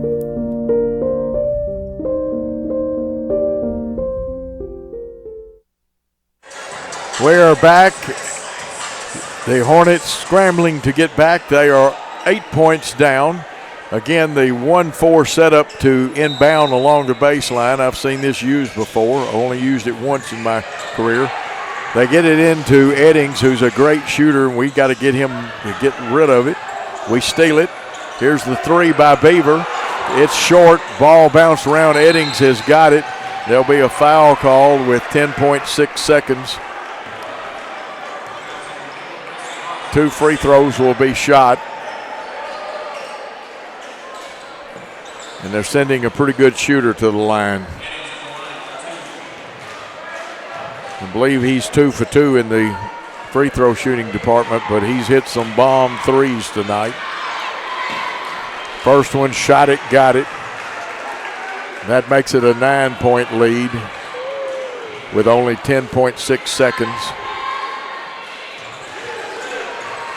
It's a 10-point lead, and we've got to hurry. We try to let it roll in. Cohen Thomas,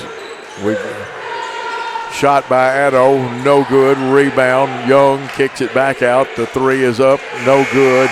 And this contest will end with a final score of Gibson County 71, South Gibson Hornets 61.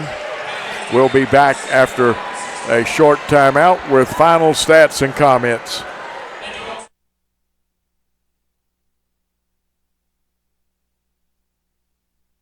Downtown is thriving and the Blacksmith Restaurant is leading the pack. From the rustic dining room to the unmatched patio, eating local with family is what we're about. Live local, eat local, relax local. Buy a car in your bikini. Buy a truck in your jammies. Buy an SUV in your, well, no matter what you're wearing or not. Shop JonesChevroletHumboldt.com with the area's largest used car inventory.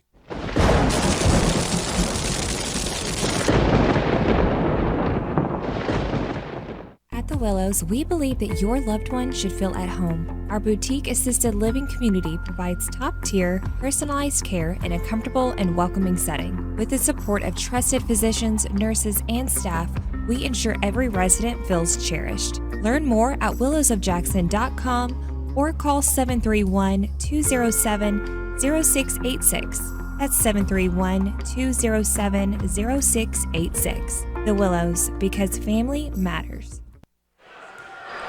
And we're back at South Gibson. The boys lose a really good game, even though it wound up being a 10-point game. Both teams hustled, played hard. A lot of fouls called. Girls, South Gibson girls win to keep their streak going. But here is the man with the plan, the tower of power on stats, Alex King. First for Gibson County. Jaden Sutherland, 1 point. Corey Wells, 3 points. Demaria Wright, 10 points. Trajan Eddings had a big game, 22 points. Dylan Reynolds, 14 points. Isaiah DeBerry, 15 points. And Ryan Goad, 6 points. And for South Gibson, Cohen Thomas, 22 points, 3 rebounds. Sam Tritt, 21 points. Jackson Young, 2 points, 4 rebounds. Richard Ado, 1 point. Cade Beaver, 7 points, 4 rebounds. Gavin Crawford, 8 points, 5 rebounds. 16 team rebounds. 9 for 16 from the line, 23 fouls. Would like to see that go down next game. But only 10 turnovers, and Gibson County had 8 turnovers. Some of those turnovers, though, were committed in a bad point. It was a little flurry there. And remember, we talked about a game being of ebbs and flows. Flows is when things are going well and stuff. The ebbs are when we had some turnovers where they took the lead back from us. And 71-61 the final. And in the girls' game, of course, the final was 34-28. Gibson County played South Gibson very tough. And I go back and remind you, Faith Reed was the leading scorer in that game. And we talked about ebbs and flows with Coach Embry in that one.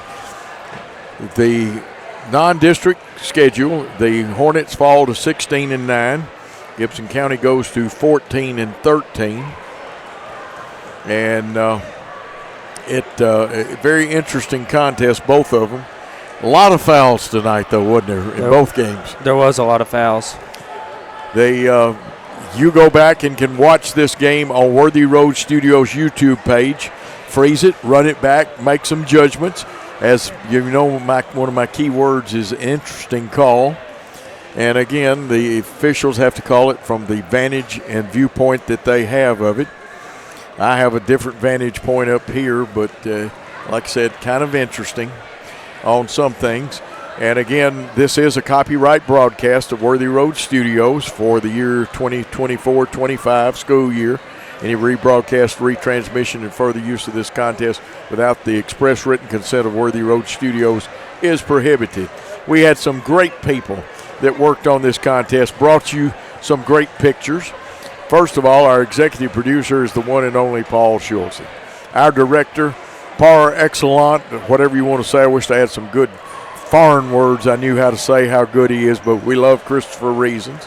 Our main camera doing a great job tonight, Braden Rowe. Our sideline camera, Cannon Brown, and what great shots he brought you, not only of the sideline, but our bench and timeouts and things like that. Color commentary and stats by the one and only Tower of Power, Alex King, your play-by-play by Coach Joe Holloway. And it's time to say thanks for your time this time till Tuesday night at Dyersburg. Good night, all.